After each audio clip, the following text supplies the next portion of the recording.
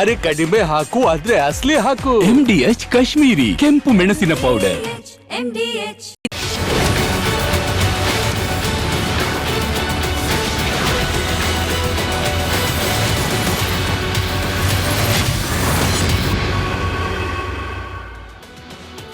ನಮಸ್ಕಾರ, ಕರ್ನಾಟಕ ಪ್ರೈಮ್ ಟೈಮ್ಗೆ ಸ್ವಾಗತ. ನಾನು ಶ್ರೀಪಾದ್ ಪಾಟೀಲ್. ಇವತ್ತಿನ ಪ್ರೈಮ್ ಟೈಮ್ನ ಟಾಪ್ 3 ಸುದ್ದಿಗಳನ್ನು ಗಮನಿಸೋಣ. ಸಿದ್ದು ಸೇನೆ ವರ್ಸಸ್ DK ಸೇನೆ ಯಾವ ಮಟ್ಟಿಗೆ ಈಗಾಗಲೇ ರಣತಂತ್ರಗಳನ್ನು ರೂಪಿಸ್ತಾ ಇದೆ, ಅಸ್ತ್ರಕ್ಕೆ ಪ್ರತಿ ಅಸ್ತ್ರವನ್ನ ರೆಡಿ ಮಾಡಿಕೊಂಡಿದೆ. ಇಷ್ಟು ದಿನ ತಣ್ಣಗಿದ್ದ ಈ CM ಚೇರ್ ವಾರ್ ಮತ್ತೆ ಮುನ್ನೆಲೆಗೆ ಬರ್ತಾ ಇದೆ. ಸಿದ್ದರಾಮಯ್ಯ ವಿರುದ್ಧ ನೇರ ಅಖಾಡಕ್ಕೆ ಇಳಿಯುವಂತಹ ಕೆಲಸ DK ಬಣದಿಂದ ಆಗ್ತಾ ಇದೆ. ನಮ್ಮನ್ನ ಪ್ರವೋಕ್ ಮಾಡಬೇಡಿ ಅಂತ ಎಚ್ಚರಿಕೆಯನ್ನು ಕೂಡ DK ಬಣದ ಶಾಸಕರುಗಳು ಕೊಡ್ತಾ ಇದ್ದಾರೆ. ಪ್ರವೋಕ್ ಮಾಡ್ತಾ ಇರೋರು ಯಾರು, ಪ್ರವೋಕ್ ಆದರೆ ಇವರು ಏನು ಆಗುತ್ತೆ ಮುಂದೆ, ಇವೆಲ್ಲವೂ ಕೂಡ ಈಗ ರಾಜಕಾರಣ ಅಂಗಳದಲ್ಲಿ ಓಡ್ತಾ ಇರುವಂಥ ಪ್ರಶ್ನೆಗಳಾಗಿದೆ. ಸಿದ್ದರಾಮಯ್ಯ ಅವರು ಚೇರನ್ನು ಬಿಟ್ಟು ಕೊಡ್ತಾರಾ ಅಥವಾ DK ಶಿವಕುಮಾರ್ ಸಿದ್ದರಾಮಯ್ಯ ಅವರ ಚೇರನ್ನು ಕಸ್ಕೊಂಡು ಬಿಡ್ತಾರ? ಇದು ಈಗ ಸದ್ಯಕ್ಕಿನ ಪ್ರಶ್ನೆ ಆಗಿದೆ. ಇವತ್ತು ಏನೆಲ್ಲ ಬೆಳವಣಿಗೆ ಆಗಿದೆ ಈ CM ಚೇರ್ ವಾರವಾಗಿ ಅನ್ನೋ ನೋಡ್ತಾ ಹೋಗೋಣ. ಇನ್ನ ಮೆಟ್ರೋ ಕಳ್ಳಾಟ, ಎರಡನೇ ಸ್ಟೋರಿಯಲ್ಲಿ ಮೆಟ್ರೋ ಕಳ್ಳಾಟ. ಒಬ್ರು ಹೇಳ್ತಾರೆ ಇಲ್ಲ ಅವರೇ ಜಾಸ್ತಿ ಮಾಡೋದು ಅಂತ ಹೇಳಿ, ಇನ್ನೊಬ್ರು ಹೇಳ್ತಾರೆ ರಾಜ್ಯ ಸರ್ಕಾರದವರು ಕೂಡ ಇದರಲ್ಲಿ ಭಾಗಿಯಾಗಿರ್ತಾರೆ ಅಂತ ಹೇಳಿ, ಮತ್ತೊಂದು ಯಾಕೆ ನಾವು ರೇಟ್ ಜಾಸ್ತಿ ಮಾಡ್ತೀವಿ ಅನ್ನುವಂಥ ಕಾರಣಗಳನ್ನು ಇಟ್ಕೊಂಡು ಕರ್ನಾಟಕ ಸರ್ಕಾರ ಈಗ ಮೆಟ್ರೋ ದರವನ್ನು ಏರಿಕೆ ಮಾಡ್ತಾ ಇದೆ ಅನ್ನುವಂಥ ಮನವರಿಕೆ ಮಾಡಿಕೊಡೋದಕ್ಕೆ ತೇಜಸ್ವಿ ಸೂರ್ಯ ಅವರು ಮುಂದಾಗಿದ್ದಾರೆ. ಅಸಲಿಗೆ ಮೆಟ್ರೋ ಕಳ್ಳಾಟ ಯಾರದ್ದು ಅಂತ ಹೇಳ್ತಾ ಹೋಗ್ತೀವಿ ಇವತ್ತಿನ ಪ್ರೈಮ್ ಟೈಮಲ್ಲಿ. ಇನ್ನು ಮೂರನೇ ಸ್ಟೋರಿ, ಪಾಕಿಸ್ತಾನಕ್ಕೆ ಮೋದಿ ಅವರು ಬ್ಯಾಕ್ ಟು ಬ್ಯಾಕ್ ಶಾಕ್ಗಳನ್ನು ಕೊಡ್ತಾನೆ ಇದ್ದಾರೆ. ಜೀರ್ಣಿಸ್ಕೊಳ್ಳೋದಕ್ಕೆ ಪಾಕಿಸ್ತಾನಕ್ಕೆ ಖಂಡಿತ ಆಗ್ತಾ ಇಲ್ಲ. ಈಗ ಮತ್ತೆ ಅಂಥದ್ದೇ ಒಂದು ಶಾಕ್ ಪಾಕಿಸ್ತಾನಕ್ಕೆ. ಏನದು ಇವತ್ತಿನ ಪ್ರೈಮ್ ಟೈಮಲ್ಲಿ ನೋಡೋಣ. ಈಗ ಹೆಡ್ಲೈನ್ಸ್. ಕಾಂಗ್ರೆಸ್ ಅಲ್ಲಿ ಕುರ್ಚಿ ಕಿತ್ತಾಟದ ಟೆನ್ಷನ್, ಬಂಡೆಗೆ ಪಟ್ಟ ಕಟ್ಟಿ ಎಂದ ಇಕ್ಬಾಲ್ ಹುಸೇನ್. ಇಬ್ಬರ ಜಗಳದಲ್ಲಿ ಹೈಕಮಾಂಡ್ ಹೈರಾಣ. ಕೇಂದ್ರ ರಾಜ್ಯದ ನಡುವೆ ಮೆಟ್ರೋ ಸಮರ, ಕೈ ಸರ್ಕಾರದ್ದು ಖಾಲಿ ಡಬ್ಬ ಅಂತ ತೇಜಸ್ವಿ ಪ್ರಹಾರ. ಸದ್ಯಕ್ಕೆ ದರ ಏರಿಕೆ ನಿಲ್ಲಿಸಲು ನಿರ್ಧಾರ. ಕಾಂಗ್ರೆಸ್ ಬಿಜೆಪಿ ಮಧ್ಯೆ ಸಾಲದ ಕಿಡಿ, ಮೋದಿ ದೊಡ್ಡ ಸಾಲಗಾರ ಎಂದ ರಾಮಲಿಂಗಾರೆಡ್ಡಿ. ಸಿದ್ದು ಸಾಮಾನ್ಯರಲ್ಲ ಅಂತ ಬಿಜೆಪಿ ಸಿಡಿಮಿಡಿ. ಪಾಕಿಸ್ತಾನಕ್ಕೆ ICC ದೊಡ್ಡ ಪ್ರಹಾರ, ಜಿನ್ನಾಲ್ಯಾಂಡ್ ಇಟ್ಟಿದ್ದ ಎಲ್ಲ ಬೇಡಿಕೆಗಳು ತಿರಸ್ಕಾರ. ಆದರೂ ಭಾರತದ ಜೊತೆ ಪಂದ್ಯ ಆಡಲು ನಿರ್ಧಾರ. ಕೆನಡಾದಲ್ಲಿ ಗುಂಡಿನ ನರ್ತನ, 10 ಸುತ್ತು ಹಾರಿಸಿದ್ದಕ್ಕೆ ಕನ್ನಡಿಗನ ದುರ್ಮರಣ. ಚಂದನ್ ಸಾವಿನ ಸುದ್ದಿ ಕೇಳಿ ಪೋಷಕರ ಆಕ್ರಂದನ.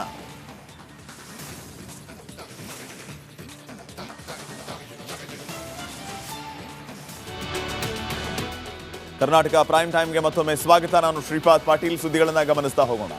ರಾಜ್ಯ ರಾಜಕಾರಣದಲ್ಲಿ CM ಕುರ್ಚಿ ಕಲಹ ಜೋರಾಗಿದೆ. DK ಶಿವಕುಮಾರ್ ಆಪ್ತರು ಮತ್ತೆ ಸಿದ್ದರಾಮಯ್ಯ ವಿರುದ್ಧ ಬೇಸರವನ್ನ ಹೊರಹಾಕ್ತಾ ಇದ್ದಾರೆ. ಇದನ್ನೆಲ್ಲ ನೋಡಿ ಬಿಜೆಪಿ ನಾಯಕರು ನಗ್ತಾ ಇದ್ದಾರೆ. ಸಿದ್ದರಾಮಯ್ಯ ತೆಗಿತೀವಿ ಅಂತ ಯಾರು ಕೂಡ ಹೇಳಿಲ್ಲ. ಇಂಥ ಹೇಳಿಕೆ ಕೊಟ್ಟು ಸುಮ್ಮನೆ ಬೇರೆಯವ್ರಿಗೆಲ್ಲರಿಗೂ ಪ್ರವೋಕ್ ಮಾಡಬೇಕು. 5 ವರ್ಷ ಸಿದ್ದರಾಮಯ್ಯ ಅವರು ಮುಖ್ಯಮಂತ್ರಿಗಳಾಗಿರ್ತಾರೆ ಅಂತ ನಾನು ನಂಬ್ತೀನಿ. ಬೇರೆ ಯಾರಾದರೂ ನಾಯಕರು ಹೇಳಬೇಕಾದ್ರೆ ಅದಕ್ಕೊಂದು ಗೌರವ ಇರ್ತದೆ. ಶಿವಕುಮಾರ್ ಸಾಹೇಬರಿಗೆ ಅವಕಾಶ ಕೊಡಬೇಕು. CM ಕುರ್ಚಿ ಎಂಬ ಮಾಯಾಜಿಂಕೆಯ ಮಹಾಬೇಟೆ ತಪ್ಪಿದ ಬೇಸರ DKಶಿಯ ಮನದಲ್ಲಿ ಹೊಯ್ದಾಡ್ತಿದೆ.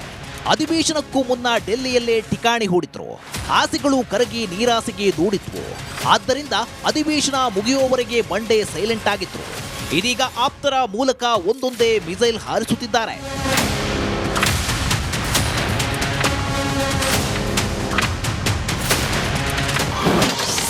ಈ ಅವಧಿಯಲ್ಲೇ DKಶಿ ಮುಖ್ಯಮಂತ್ರಿ ಆಗಬೇಕು. ಮತ್ತೆ ಬಂಡೆ ಪರ ಇಕ್ಬಾಲ್ ಹುಸೇನ್ ಬ್ಯಾಟಿಂಗ್. ಕಾಂಗ್ರೆಸ್ ಪಕ್ಷ ನಾವೆಲ್ಲರೂ ಕೂಡ ಆಡಳಿತ ನಡೆಸಬೇಕಾದ್ರೆ ಶಿವಕುಮಾರ್ ಅವರ ಶ್ರಮ, ಬೆವರು, ಹೋರಾಟ ಬಹಳಷ್ಟಿದೆ. ಅವ್ರು ಕೊಟ್ಟಂತ ಕಾರ್ಯಕ್ರಮ, ಸ್ವತಂತ್ರ ನಡಿಗೆ ಇರ್ಬೋದು, ಮೇಕೆದಾಟು ಇರ್ಬೋದು, ಒಂದು ಆರೋಗ್ಯ ಹಸ್ತ ಇರ್ಬೋದು, ಅವ್ರು ಕೊಟ್ಟಂತ ಕಾರ್ಯಕ್ರಮಗಳು ಬಹಳ ಇತಿಹಾಸನೇ ಸೃಷ್ಟಿ ಮಾಡಿದ್ರು. ಅದರ ಹಿನ್ನೆಲೆನೇ ನಾವೆಲ್ಲರೂ ಕೂಡ ಇವತ್ತೇನಾದರೂ ನಾವೆಲ್ಲರೂ ಕೂಡ ಒಂದು ಆಡಳಿತವನ್ನು ನೋಡ್ತಾ ಇದ್ದೀವಿ ಇವತ್ತು. ಸೊ ಮತ್ತೆ ನಾವೆಲ್ಲರೂ ಕೂಡ ನೋಡಬೇಕಾದ್ರೆ ಇಂಥ ಸಂದರ್ಭದಲ್ಲಿ ಅವರ ಅವಶ್ಯಕತೆ ಇದೆ, ಅವ್ರಿಗೊಂದು ಅವಕಾಶ ಕೊಡಬೇಕು, ಅವ್ರ ಹೋರಾಟ, ಅವ್ರ ಶ್ರಮಕ್ಕೆ ಒಂದು ಬೆಲೆ ಸಿಕ್ಕಬೇಕು ಅಂಥೇಳಿ ಅವರ ಒಂದು ಸ್ಥಾನಕ್ಕೆ ನಾವೆಲ್ಲರೂ ಕೂಡ ಒಂದು ಆಸೆಯನ್ನು ಅಭಿಲಾಷೆಯನ್ನು ಮಾಡ್ತಾ ಇದ್ದೀವಿ. 80 ರಿಂದ 90 ಶಾಸಕರು ಡಿಕೆಶಿ ಪರವಾಗಿದ್ದೇವೆ. ನಾವು ಹೈಕಮಾಂಡ್ ಬಿಟ್ಟಿದ್ದೀವಿ, ನಾವೆಲ್ಲ ರೀತಿಯಲ್ಲೂ ಹೈಕಮಾಂಡ್ಗೆ ನಾವು ಮನವಿಯನ್ನು ಮಾಡ್ತಾ ಇದ್ದೀವಿ. ನಾನು ಸುಮಾರು 80 ರಿಂದ 90 ಜನ ಶಾಸಕರು ಈಗಾಗಲೇ ನಾವೆಲ್ಲರೂ ಕೂಡ ಒಂದು ಅವಕಾಶ ಶಿವಕುಮಾರ್ ಸಾಹೇಬರಿಗೆ ಒಂದು ಅವಕಾಶ ಕೊಡಬೇಕು. ಮುಂದೆ ಚುನಾವಣೆಯಲ್ಲಿ ಅವರ ಒಂದು ನೇತೃತ್ವದಲ್ಲಿ, ಸಿದ್ದರಾಮಯ್ಯ ನೇತೃತ್ವದಲ್ಲಿ, ಇಬ್ಬರ ನೇತೃತ್ವದಲ್ಲಿ ನಾವೆಲ್ಲರೂ ಕೂಡ ಚುನಾವಣೆಯನ್ನು ಮಾಡಬೇಕು, ಮತ್ತೆ ನಮ್ಮ ಪಕ್ಷ ಅಧಿಕಾರಕ್ಕೆ ಬರಬೇಕು ಕರ್ನಾಟಕ ರಾಜ್ಯದಲ್ಲಿ ಅಂತೇಳಿ ನಾವೆಲ್ಲರೂ ಕೂಡ ಆಸೆ ಪಡ್ತಾ ಇದ್ದೀವಿ. ಸುರ್ಜೇವಾಲಾ ಮಾತಿಗೂ ಐ ಡೋಂಟ್ ಕೇರ್. ನಾನು ಎಲ್ಲ ಇಂಟರ್ವ್ಯೂನಲ್ಲಿ ಹೇಳಿದರು, ಕೆಲವು ಸಲ ನನಗೆ ಫೋನು ಮಾಡಿ ಹೇಳಿದ್ದಾರೆ, ನೀವು ಸುದ್ದಿಗೋಷ್ಠಿ ಮಾಡಬಾರ್ದು, ನೀವು ಈ ರೀತಿ ಹೇಳಿಕೆ ಕೊಡಬಾರ್ದು ಅಂತ ಹೇಳಿದ್ದಾರೆ. ಆದರೂ ನಾನು ಹೇಳ್ತಾ ಇದ್ದೀನಿ, ಕಾಂಗ್ರೆಸ್ ಹೈಕಮಾಂಡ್ಗೆ ಶಕ್ತಿಯೇ ಇಲ್ಲ. ಕರ್ನಾಟಕದಲ್ಲಿ ಅಧಿಕಾರದ ಕಿತ್ತಾಟ ಇದೇ ನಾವು ನೋಡ್ತಾ ಇರೋದು ಪ್ರತಿದಿನನೂ ಕೂಡ. ಅದರಿಂದ ಇಷ್ಟೆಲ್ಲ ಆದರೂ ಕಾಂಗ್ರೆಸ್ ಕೇಂದ್ರದ ನಾಯಕತ್ವ ಮೌನವಾಗಿದೆ ಅಂತ ಹೇಳಿದ್ರೆ ಅವ್ರಿಗೆ ಇದನ್ನು ಬಗೆಹರಿಸುವಂಥ ಕೆಪಾಸಿಟಿ ಇಲ್ಲ. ಆ ಕೆಪಾಸಿಟಿಯನ್ನು ಕಳ್ಕೊಂಡಿರುವಂಥ ವೀಕ್ ನಾಯಕತ್ವ ಕೇಂದ್ರದ್ದು. ಡಿಕೆಶಿ ದೇಗುಲ ಸುತ್ತಿದ್ರು ದೇವರು ವರ ಕೊಟ್ಟಿಲ್ಲ. ದೇವಸ್ಥಾನಗಳ ಯಾತ್ರೆ ಆಗೋಯ್ತು, ಯಾಕೋ ದೇವ್ರು ವರ ಕೊಟ್ಟಂಗೆ ಕಾಣಿಸಿಲ್ಲ ನನಗೇನೋ. ಈಗ ಜನಗಳ ಮಧ್ಯೆ ಬಂದಿದ್ದಾರೆ, ಜನ ವರ ಕೊಡ್ತಾರೋ ಇಲ್ಲ ಗೊತ್ತಿಲ್ಲ. ಇವೆಲ್ಲನೂ ಕೂಡ ಅವರ ಕಾಂಗ್ರೆಸ್ ಪಾರ್ಟಿಯ CLPಯಲ್ಲಿ ಚರ್ಚೆ ಆಗಬೇಕು. ಮೊಳಕೆಯೊಡೆದ ಡಿಕೆಶಿ ಸಿಎಂ ಕನಸು. ರಾಜ್ಯ ಕಾಂಗ್ರೆಸ್ನಲ್ಲಿ ಸಿಎಂ ಪಟ್ಟಕ್ಕೆ ಮುಸುಕಿನ ಗುದ್ದಾಟ ನಡೆಯುತ್ತಿದೆ. ಮಂಡ್ಯ ಜಿಲ್ಲೆ ಮೊತ್ತಹಳ್ಳಿ ಗ್ರಾಮದಲ್ಲಿ ಡಿಕೆಶಿ ಅಭಿಮಾನಿಗಳು ವಿಶೇಷ ಅಭಿಯಾನ ನಡೆಸುತ್ತಿದ್ದಾರೆ. ಡಿಕೆ ಶಿವಕುಮಾರ್ ಮುಖ್ಯಮಂತ್ರಿ ಆಗಲಿ, ಶಾಸಕ ರಮೇಶ್ ಬಂಡಿ ಸಿದ್ದೇಗೌಡ ಮಂತ್ರಿ ಆಗಲಿ ಅಂತ ಬರೆದು ಭತ್ತದ ನಾಟಿ ಮಾಡಲಾಗಿದೆ. News desk, Republic Kannada. ಭತ್ತದಲ್ಲಿ, ರಕ್ತದಲ್ಲಿ ಎಲ್ಲ ಕಡೆ ಡಿ.ಕೆ. ಶಿವಕುಮಾರ್ ಅರಳ್ತಾ ಇದ್ದಾರೆ. ಆದರೆ ಆಡಳಿತದಲ್ಲಿ CM ಚೇರ್ನಲ್ಲಿ ಅರಳಬೇಕು ಅನ್ನುವಂಥದ್ದು ಬಹಳ ಜನರ ಅಪೇಕ್ಷೆ, ಎಸ್ಪೆಷಲಿ ಡಿ.ಕೆ. ಶಿವಕುಮಾರ್ ಅವರ ಅಭಿಮಾನಿಗಳದ್ದು. ಅದು ಯಾವಾಗ ಆಗುತ್ತೆ? ಆಗೋದಕ್ಕೆ ಸಿದ್ದರಾಮಯ್ಯ ಬಿಡ್ತಾ ಇಲ್ಲ. ಡಿ.ಕೆ. ಶಿವಕುಮಾರ್ ಅವರ ಎಲ್ಲ ರೀತಿಯ ಆಟಕ್ಕೆ ಸಿದ್ದರಾಮಯ್ಯ ಗೂಗ್ಲಿ. CM ಕುರ್ಚಿ ಆಟಕ್ಕೆ ಬ್ರೇಕ್ ಹಾಕೋದಕ್ಕೆ ಸಿದ್ದರಾಮಯ್ಯ ಭರ್ಜರಿ ಪ್ಲಾನ್ ರೆಡಿನ ಇಟ್ಕೊಂಡಿರ್ತಾರೆ. ಈಗ ಶೀಘ್ರವೇ ರಾಹುಲ್ ಗಾಂಧಿಯನ್ನ ಭೇಟಿಯಾಗೋದಕ್ಕೆ ತೀರ್ಮಾನ ಮಾಡಿದ್ದಾರೆ CM ಸಿದ್ದರಾಮಯ್ಯ ಸಾಹೇಬರು. ಸಂಪುಟ ಪುನರ್ರಚನೆಗೆ ಅವಕಾಶವನ್ನ ಕೇಳಲಿಕ್ಕಿದ್ದಾರೆ ಸಿದ್ದರಾಮಯ್ಯ ಅವರು. ಈ ಹಿಂದೆನೂ ಕೂಡ ಈ ರೀತಿಯ ಪ್ರಯತ್ನಗಳಾದವು, ಆದರೆ ಈಗ ಬೇಡ ಅಂತ ಹೇಳಿದ್ದಕ್ಕೆ ಸುಮ್ಮನೆ ಆಗಿದ್ದ ಸಿದ್ದರಾಮಯ್ಯ ಅವತ್ತು ಸುಮ್ಮನೆ ಬಂದವರು ಈಗ ಮತ್ತೆ ವಾಪಸ್ ಹೋಗೋದಕ್ಕೆ ರೆಡಿಯಾಗಿದ್ದಾರೆ. ಸಂಪುಟ ಪುನರ್ರಚನೆ ಮಾಡ್ತೀವಿ ಅಂತ ಅನುಮತಿಯನ್ನ ಕೇಳೋದಕ್ಕೆ. ಅವಕಾಶ ಕೊಡಿ ಅಂತ ಕೇಳೋದು ಭೇಟಿಯ ಉದ್ದೇಶ ಆಗಿದೆ. ಸಂಪುಟ ಪುನರ್ರಚನೆಯಾದರೆ ಸಿದ್ದರಾಮಯ್ಯ ಅವರು ಸಂಪೂರ್ಣ ಹಿಡಿತ ಸಾಧಿಸಿದಂತೆಯೇ ಲೆಕ್ಕ. ಡಿ.ಕೆ. ಶಿವಕುಮಾರ್ ಅದಕ್ಕೆ ಅಡ್ಡಗಾಲು ಹಾಕುವಂತ ಕೆಲಸವನ್ನ ಮಾಡ್ತಾ ಇದ್ದಾರೆ. ಬದಲಾದರೆ CM ಸಹಿತ ಎಲ್ಲವೂ ಬದಲಾಗಲಿ. ಕೇವಲ ಸಂಪುಟ ಪುನರ್ರಚನೆ ಅಥವಾ ವಿಸ್ತರಣೆ ಅಲ್ಲ, ಇನ್ಕ್ಲೂಡಿಂಗ್ CM ಸಿದ್ದರಾಮಯ್ಯ ಎಲ್ಲವೂ ಬದಲಾಗಲಿ ಅನ್ನುವಂಥದ್ದು ಡಿ.ಕೆ. ಶಿವಕುಮಾರ್ ಲೆಕ್ಕಾಚಾರ. ಅಂದರೆ ಸಂಪುಟದಲ್ಲಿ ಇರೋರ ಪೈಕಿ 15 ಮಂದಿಯನ್ನ ತೆಗೆಯೋದು ಈಗ ಮೊದಲ ಆದ್ಯತೆ. ಖಾಲಿ ಇರುವ ಸ್ಥಾನ ಸೇರಿ 15ಕ್ಕೂ ಹೆಚ್ಚು ಮಂದಿಗೆ ಹೊಸಬರಿಗೆ ಚಾನ್ಸ್ ಕೊಡೋದು. ಈ ರೀತಿ ಲೆಕ್ಕಾಚಾರ ಹಾಕೊಂಡಿದ್ದಾರೆ CM ಸಿದ್ದರಾಮಯ್ಯ ಅವರು. ಈ ಕೆಲಸ ಕಳೆದ ವರ್ಷಾಂತ್ಯದಲ್ಲೇ ಮುಗಿಬೇಕಾಗಿತ್ತು ಇವರು ಅನ್ಕೊಂಡಿದ್ದ ಆಗಿದ್ದರೆ. ಆದರೆ ನಾಯಕತ್ವ ವಿಷಯ ಮುನ್ನೆಲೆಗೆ ಬಂದು ಆ ಪ್ರಕ್ರಿಯೆ ಹಿಂದಕ್ಕೆ ಬಿತ್ತು. ಮೊದಲು ಕುರ್ಚಿ ಗಟ್ಟಿ ಮಾಡ್ಕೊಳ್ಳೋಣ ಲೆಕ್ಕಾಚಾರಕ್ಕೆ ಬಂದರು. ಬಜೆಟ್ ಅಧಿವೇಶನಕ್ಕಿಂತ ಮೊದಲೇ ಪುನರ್ರಚನೆಗೆ ಅವಕಾಶ ಕೊಡಿ ಅಂತ CM ಸಿದ್ದರಾಮಯ್ಯ ಅವರು ಕೇಳಿಕ್ಕಿದ್ದಾರೆ. ಅಸಲಿಗೆ ಬೆಳಗಾವಿ ಅಧಿವೇಶನಕ್ಕೆ ಹೊಸ ಮಂತ್ರಿಗಳನ್ನ ಕರ್ಕೊಂಡು ಹೋಗುವ ಲೆಕ್ಕಾಚಾರದಲ್ಲಿ ಸಿದ್ದರಾಮಯ್ಯ ಇದ್ರು, ಆದರೆ ಅವಾಗ ಅದು ಆಗಲಿಲ್ಲ. ಈಗ ಬಜೆಟ್ ಅಧಿವೇಶನಕ್ಕಿಂತ ಮುಂಚೆ ಸಂಪುಟ ಪುನರ್ರಚನೆಗೆ ಅವಕಾಶ ಕೊಡಿ ಅಂತಿದ್ದಾರೆ. ಇಲ್ಲ ಅಂತಂದ್ರೆ ನಾಯಕತ್ವದ ವಿಷಯದಲ್ಲಿ ಗೊಂದಲ ಇದೆ ಅನಿಸಿದರೆ ಶಾಸಕಾಂಗ ಪಕ್ಷದಲ್ಲಿ ವಿಶ್ವಾಸ ಮತ ಯಾಚಿಸೋದಕ್ಕೆ ಅವಕಾಶ ಕೊಟ್ಟು ಬಿಡಿ. ಪದೇ ಪದೇ ಈ ಕಿರಿಕಿರಿನೇ ಬೇಡ, ಅನ್ನೋದು ಸಿದ್ದರಾಮಯ್ಯ ಅವರ ಮಾತು. ಈ ರೀತಿ ಬೇಡಿಕೆಯನ್ನ ಮುಖ್ಯಮಂತ್ರಿ ಸಿದ್ದರಾಮಯ್ಯ ಅವರು ಇಡ್ಲಿಕ್ಕಿದ್ದಾರೆ. ಮತಯಾಚನೆ ಅನ್ನುವಂಥ ವಿಚಾರ ಬಂತು ಅನ್ಕೊಳ್ಳಿ. ಮತಯಾಚನೆಗೆ ನಿಂತರೆ ಗೆಲ್ಲುವ ಹುಮ್ಮಸ್ಸಿನಲ್ಲಿರೋದು ಸಿದ್ದರಾಮಯ್ಯ ಅವರು. ಹೆಚ್ಚು ಶಾಸಕರ ಬೆಂಬಲ ನನಗಿದೆ, ಅದು ರಾಜ್ಯದ ಜನರಿಗೂ ಗೊತ್ತಾಗ್ಲಿ, ನಮ್ಮ ಹೈಕಮಾಂಡ್ಗೂ ಗೊತ್ತಾಗ್ಲಿ ಅನ್ನುವಂಥ ಲೆಕ್ಕಾಚಾರ ಸಿದ್ದರಾಮಯ್ಯ ಅವರದ್ದು. ಆದರೆ ಸಿದ್ದರಾಮಯ್ಯ ಅವರಿಗೂ ಮುನ್ನ ದೆಹಲಿಗೆ ಡಿ.ಕೆ. ಶಿವಕುಮಾರ್ ನಾಳೆನೇ ಹೊರಟಿದ್ದಾರೆ. ಇವರ ಈ ರೀತಿಯ ಪ್ಲಾನ್ಗೆ ಡಿ.ಕೆ. ಶಿವಕುಮಾರ್ ಅಲ್ಲಿ ಯಾವ ರೀತಿಯ ತಂತ್ರವನ್ನ ಹೆಣೆದು ಅದಕ್ಕೂ ಕೂಡ ಫುಲ್ ಸ್ಟಾಪ್ ಇಟ್ಟು ಬರ್ತಾರೆ, ಅದು ಈಗಿನ ಪ್ರಶ್ನೆ ಆಗಿದ್ರೆ, ಏನೇ ಪ್ರಶ್ನೆಗಳು ಬಂದ್ರು, ಏನೇ ಚರ್ಚೆ ಆದರೂ ಸಿಎಂ ಚೇರ್ ಸಿಗುತ್ತಾ? ಆ ಸಿಎಂ ಚೇರ್ ತಗೊಳ್ಳೋದಕ್ಕೆ ನಾನಾ ರೀತಿಯ ಪ್ರತಿತಂತ್ರಗಳನ್ನು ಹೆಣಿತಾ ಇರೋ ಡಿ.ಕೆ. ಶಿವಕುಮಾರ್ ಈ ಸಾರಿ ದೆಹಲಿಗೆ ಹೋಗಿ ವಾಪಸ್ ಬರುವಾಗ ಶುಭ ಸುದ್ದಿಯನ್ನ ತಗೊಂಡ್ಬರ್ತಾರೆ ಅನ್ನೋಂಥ ನಿರೀಕ್ಷೆಯನ್ನ ಅವರ ಅಪಾರ ಪ್ರಮಾಣದ ಬೆಂಬಲಿಗರು ಇಟ್ಕೊಂಡಿದ್ದಾರೆ. ನೋಡೋಣ ನೆಕ್ಸ್ಟ್ ಏನಾಗುತ್ತೆ ಅಂತ ಹೇಳಿ. ನೆಕ್ಸ್ಟ್, ರಾಜ್ಯ ರಾಜಕಾರಣದಲ್ಲಿ ಸಿಎಂ ಕುರ್ಚಿ ಕಲಹ ಜೋರಾಗಿದೆ. ಡಿಕೆಶಿ ಟೀಮ್ ಇದೀಗ ಸಿಎಂ ಸಿದ್ದರಾಮಯ್ಯ ಪುತ್ರ ಯತೀಂದ್ರ ವಿರುದ್ಧ ಕಿಡಿಕಾರಿದ್ದಾರೆ. ನಿಮ್ಮ ತಂದೆಯ ಪರವಾಗಿ ಪದೇ ಪದೇ ಬ್ಯಾಟಿಂಗ್ ಮಾಡೋದು ಬೇಡ, ನಮ್ಮನ್ನ ಪ್ರಚೋದನೆ ಮಾಡಬೇಡಿ ಅಂತ ವಿಧಾನ ಪರಿಷತ್ನ ಸದಸ್ಯ ಯತೀಂದ್ರ ಸಿದ್ದರಾಮಯ್ಯಗೆ ರಾಮನಗರ ಶಾಸಕ ಇಕ್ಬಾಲ್ ಹುಸೇನ್ ಖಡಕ್ ವಾರ್ನಿಂಗ್ ಅನ್ನ ನೀಡಿದ್ದಾರೆ. ತಂದೆ ಪರವಾಗಿ ಈ ರೀತಿ ಪದೇ ಈ ರೀತಿ ಎಲ್ಲ ಮಾತಾಡುವಂಥದ್ದು ಹೈಕಮಾಂಡ್ಗೆ ಒಂಥರ ಅಸಹ್ಯವಾಗಿ ನಡ್ಕೊಳ್ಳುವಂಥದ್ದು ನಮ್ಗೆ ಯಾರಿಗೂ ಇಷ್ಟ ಇಲ್ಲ. ಬೇರೆ ಯಾರಾದರೂ ನಾಯಕರು ಬೇಕಾದ್ರೆ ಹೇಳಲಿಬೇಕಾದ್ರೆ ಅದಕ್ಕೊಂದು ಗೌರವ ಇರ್ತದೆ, ಅದರದ್ದೇ ಆದಂಥ ಒಂದು ಬೆಲೆ ಇರ್ತದೆ. ನಾನು ಸೇರಿಸಿ ನಾನೇ ಹೇಳ್ಕೊಳ್ತಾ ಇದ್ದೀನಿ, ದಯವಿಟ್ಟು ನಿಮಗೆ ಪ್ರೀತಿ ಇದೆ ತಂದೆ ಎಲ್ಲರಿಗೂ ಮಕ್ಕಳಿಗೆ ತಂದೆ ಮೇಲೆ ಪ್ರೀತಿ ಇರ್ತದೆ, ತಂದೆ ಮೇಲೆ ಇರ್ತದೆ, ತಂದೆ ಮಗನ ಮೇಲೂ ಪ್ರೀತಿ ಇರ್ತದೆ. ಇದು ರಾಜಕಾರಣ ಸರ್. ಇದು ರಾಜಕಾರಣದಲ್ಲಿ ನಾವೆಲ್ಲರೂ ಕೂಡ ಶಿಸ್ತಾಗಿ ನಾವು ನಡ್ಕೊಳ್ಬೇಕಾಗ್ತದೆ. ನೇರವಾಗಿ ಯತೀಂದ್ರ ಸಿದ್ದರಾಮಯ್ಯ ಅವ್ರಿಗೆ ಇವ್ರು ಏನು ಹೇಳಿದ್ದಾರೆ ಅಂತಂದರೆ, ನೀವು ಯಾರ್ರಿ ಹೇಳಕ್ಕೆ, ಹೈಕಮಾಂಡ್ ಇದೆ, ನೀವ್ಯಾರು ಇಲ್ಲಿ ಈ ವಿಚಾರವನ್ನು ಮಾತಾಡೋದಕ್ಕೆ ಅಂತ ಕೇಳಿದಂಗಿದೆ. ಯಾಕಂದರೆ ಇಕ್ಬಾಲ್ ಹುಸೇನ್ ಹೇಳಿದ್ದಾರೆ, ದಯವಿಟ್ಟು ನಮ್ಮನ್ನು ಪ್ರವೋಕ್ ಮಾಡಬೇಡಿ, ಪ್ರವೋಕ್ ಮಾಡಿದರೆ ಮುಂದೆ ಆಗುವಂಥ ಅವಾಂತರಗಳಿಗೆ ನೀವೇ ಹೊಣೆ ಆಗ್ತೀರಿ ಅನ್ನೋ ದಾಟಿಯಲ್ಲೇ ಮಾತಾಡಿದ್ದಾರೆ. ಮೊನ್ನೆ ಡಿ.ಕೆ. ಶಿವಕುಮಾರ್ ಏನು ಹೇಳಿದರು, ಯತೀಂದ್ರ ಸಿದ್ದರಾಮಯ್ಯ ಪಾಪ ನಮ್ಮ ಹೈಕಮಾಂಡ್ರಿ ಅವ್ರು ಹೇಳಿದಂಗೆ ನಾವು ಕೇಳಬೇಕಲ್ಲ ಅಂತ ಅಂದರೆ ತಿವಿಯುವಂಥ ಕೆಲಸವನ್ನು ಮಾಡಿದರು. ಅಲ್ಲಿಗೆ ಡಿ.ಕೆ. ಶಿವಕುಮಾರ್ ಬಣ ಯತೀಂದ್ರ ಸಿದ್ದರಾಮಯ್ಯ ವಿರುದ್ಧ ಮೊದಲಿನಿಂದನೂ ಕೂಡ ಕೆಂಡವಾಗಿದ್ದಾರೆ. ಈಗ ಅದು ಡಬಲ್ ಆಗಿದೆ. ಹೋಗಿ ಬಂದು ಯತೀಂದ್ರನೇ ಹೇಳ್ತಾ ಇರೋದು, ನಮ್ಮಪ್ಪನೇ 5 ವರ್ಷ ಸಿಎಂ, ಹೈಕಮಾಂಡ್ ಗ್ರೀನ್ ಸಿಗ್ನಲ್ ಕೊಟ್ಟಿದೆ, ಯಾರು ತೆಗೀರಿ ಅಂತ ಹೇಳಿಲ್ಲ, ಸುಮ್ಮನೆ ಈ ಬಗ್ಗೆ ಚರ್ಚೆ ಬೇಡ ಅಂತ. ಡಿ.ಕೆ. ಶಿವಕುಮಾರ್ ಬಣದವರು ಸುಮ್ಮನೆ ಕೂತಿದ್ದಾರೆ. ಡಿ.ಕೆ. ಶಿವಕುಮಾರ್ ಅವರೇ ಬೈದು ಅವ್ರ ಪರವಾಗಿ ಮಾತಾಡೋರನ್ನ ಸುಮ್ಮನೆ ಕೂರಿಸ್ತಾ ಇದ್ದಾರೆ. ಆದರೆ ಯತೀಂದ್ರ ಸುಮ್ಮನೆ ಇರ್ತಾ ಇಲ್ವೇ? ಯತೀಂದ್ರನೇ ಹೋಗಿ ಬಂದು ನಮ್ಮಪ್ಪ 5 ವರ್ಷ ಸಿಎಂ ಆಗಿ ಮುಂದುವರಿತಾರೆ ಅಂತ ಹೇಳ್ತಾ ಇರೋದು. ಇದು ಈಗ ಕಾಂಗ್ರೆಸ್ನಲ್ಲಿ ಎಲ್ಲವೂ ಸರಿ ಇಲ್ಲ ಅನ್ನುವಂಥದ್ದು ಬಹಳ ಸ್ಪಷ್ಟವಾಗಿ ಗೊತ್ತಾಗ್ತಾ ಇದೆ. ಸರಿ ಇದ್ರೆ ಯಾಕ್ರಿ ಹಾದಿ ಬೀದಿಲಿ ಬಂದು ನಮ್ಮಪ್ಪನೇ 5 ವರ್ಷ ಸಿಎಂ ಅಂತ ಹೇಳ್ತೀರಿ? ಹಾದಿ ಬೀದಿಲಿ ಮಾತಾಡುವಂಥ ಮಾತಾ ಇವು? ಹೈಕಮಾಂಡ್ ಇಲ್ವಾ ನಿಮ್ಮ ಪಾರ್ಟಿಗೆ? ಯತೀಂದ್ರ ವಿರುದ್ಧ ಕೆಂಡವಾಗಿದೆ ಕಾಂಗ್ರೆಸ್ ಶಾಸಕರು. ಮೊದಲು ಸಚಿವ ಕೆ.ಜೆ. ಜಾರ್ಜ್ ಬೇಸರವನ್ನ ವ್ಯಕ್ತಪಡಿಸಿದರು. ಕಾರಣ, ಇಂಧನ ಇಲಾಖೆಯಲ್ಲಿ ಮೂಗು ತೂರಿಸಿದ್ರಂತೆ ಯತೀಂದ್ರ ಸಿದ್ದರಾಮಯ್ಯ. ಅಧಿಕಾರಿಗಳ ವರ್ಗಾವಣೆಯಲ್ಲಿ ಯತೀಂದ್ರ ಕೈವಾಡ ಇದೆಯಂತೆ. ಒಂದು ರೀತಿ super CM ಆಗಿದ್ದಾರಂತೆ Yathindra.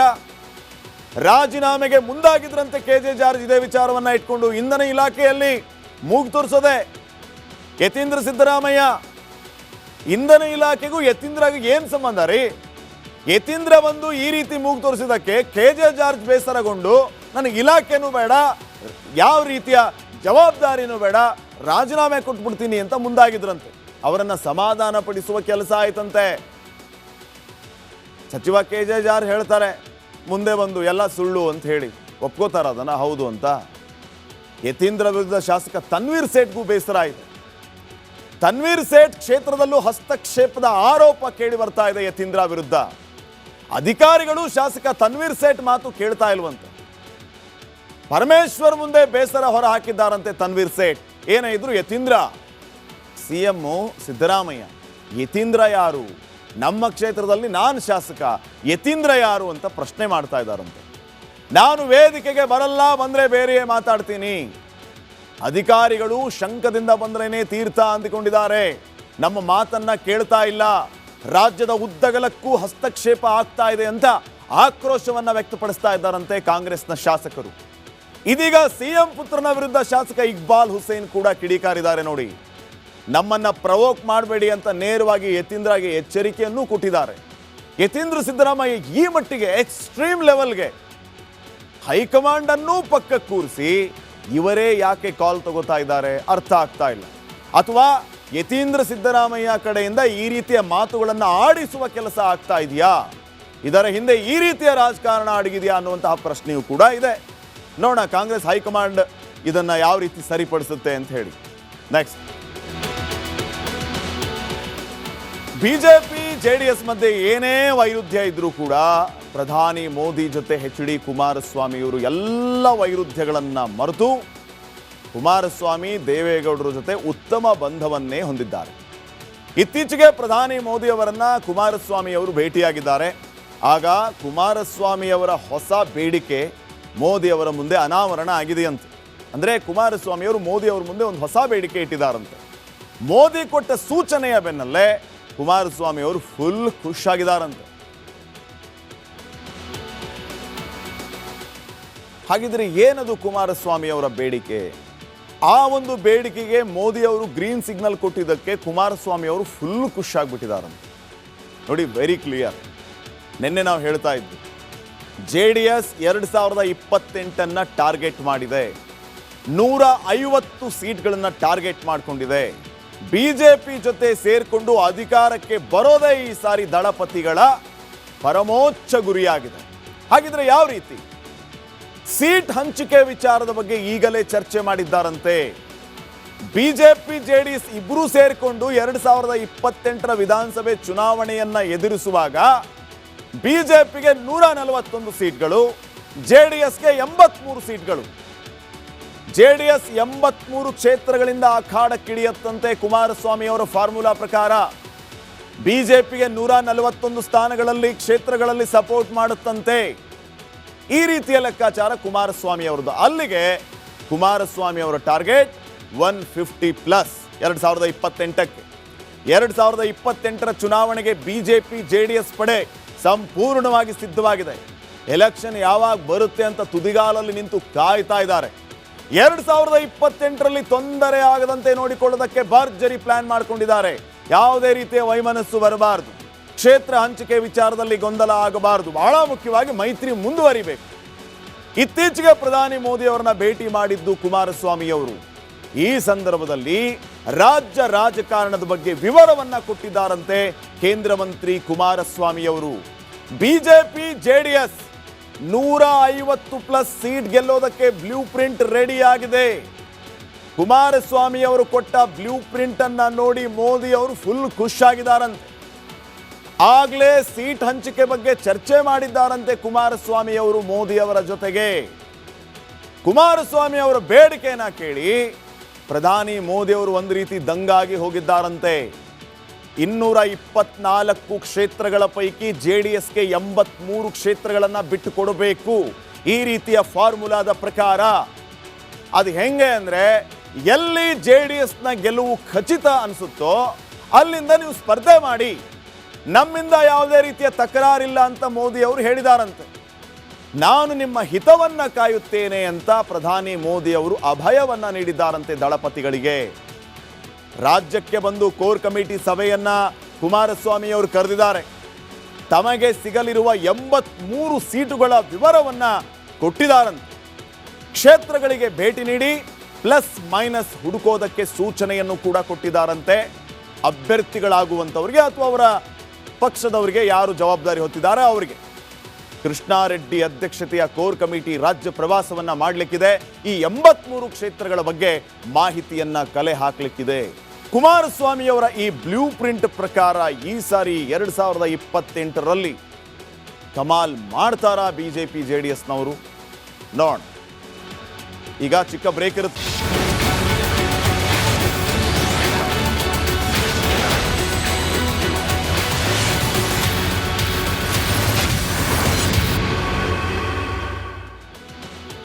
Welcome back. Kamalakara ಭಟ್ಟನ ರಾಣಿ ಸುಚಿತ್ರ ಒಂದು ರೀತಿ ವಿಚಿತ್ರ. ಈಕೆಯ ಒಂದೊಂದೇ ಬಣ್ಣಗಳು ಈಗ ಬಯಲಾಗ್ತಾ ಇದೆ. ಮದುವೆಯಾಗಿದ್ದ ಈ ಸುಚಿತ್ರ ಹ್ಯಾಂಡ್ಸಮ್ ಹುಡುಗರನ್ನ ಬಲೆಗೆ ಬೀಳಿಸ್ಕೊಳ್ಳೋದಕ್ಕೆ ನಾನಾ ರೀತಿಯ ಮಾಸ್ಟರ್ ಪ್ಲಾನ್ ಮಾಡಿದ್ದಳಂತೆ. ಪಡ್ಡೆ ಹುಡುಗರಿಗಾಗಿ ತನ್ನ ಹೆಸರನ್ನೇ ಬದಲು ಮಾಡಿಕೊಂಡಿದ್ಲಂತೆ. ಅವ್ರಿಗೆ ಹೆಂಡತಿನ ನಾನೇ, ಲವ್ವರು ನಾನೇ, ಎಲ್ಲರೂ ನಾನೇ.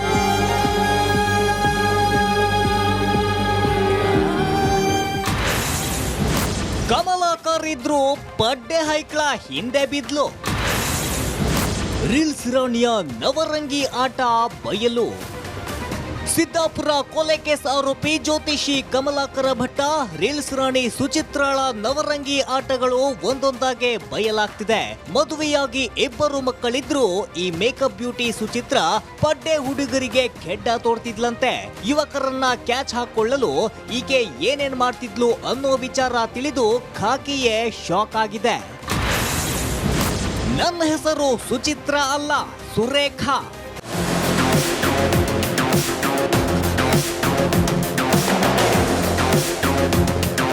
ಮದುವೆಯಾಗಿದ್ದ ಸುಚಿತ್ರ ಹ್ಯಾಂಡ್ಸಮ್ ಹುಡುಗರನ್ನ ಬಲೆ ಬೀಸಿಕೊಳ್ಳಲು ಹೆಸರನ್ನೇ ಬದಲಿಸಿಕೊಂಡಿದ್ದಾಳೆ.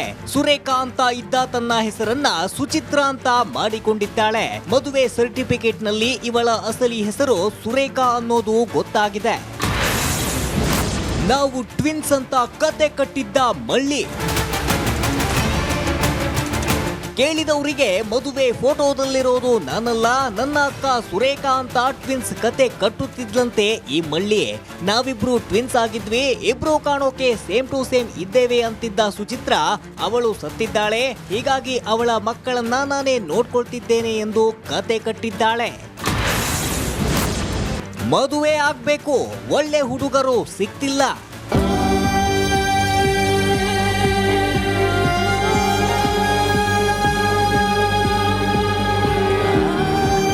ನನಗೆ ಮದುವೆಯಾಗಿಲ್ಲ ಎಂದು ಯುವಕರ ಬಳಿ ಬುರುಡೆ ಬಿಡ್ತಿದ್ದ ಸುಚಿತ್ರ ಮದುವೆ ಆಗ್ಬೇಕು, ಆದ್ರೆ ಒಳ್ಳೆ ಹುಡುಗರೇ ಸಿಕ್ತಿಲ್ಲ ಅಂತ ಹೇಳ್ಕೊಂಡು ಗಾಳ ಹಾಕ್ತಿದ್ಲಂತೆ. 2 ರಿಂದ 3 ತಿಂಗಳು ಚಾಟಿಂಗ್ ಮಾಡುತ್ತಲೇ ಆತನ ಆರ್ಥಿಕ ಮೂಲದ ಬಗ್ಗೆ ಮಾಹಿತಿ ಪಡೆಯುತ್ತಿದ್ಲು. ಬಳಿಕ ಭೇಟಿ ಮಾಡೋಣ ಅಂತ ಕರೆದು ಪಟಾಯಿಸಿಕೊಳ್ತಿದ್ಲಂತೆ. ಈ ಖತರ್ನಾಕ್ ಲೇಡಿಯಿಂದ ಮೋಸ ಹೋದವರೆಷ್ಟು ಮಂದಿ ಅನ್ನೋದು ತನಿಖೆಯಿಂದ ಬಯಲಾಗಬೇಕಿದೆ. ಮನೆ ಮಠ ಸಂಸಾರ ಬಿಟ್ಟು ಬೀದಿಗೆ ಬಿದ್ದವಳಿಗೆ ತಕ್ಕ ಶಿಕ್ಷೆ ಆಗಬೇಕು ಎಂದು ಸುಚಿತ್ರಳ ಗಂಡನ ಕುಟುಂಬಸ್ಥರು ಆಗ್ರಹಿಸಿದ್ದಾರೆ. Sheshagiri Mundalli, republic Kannada, Karwar.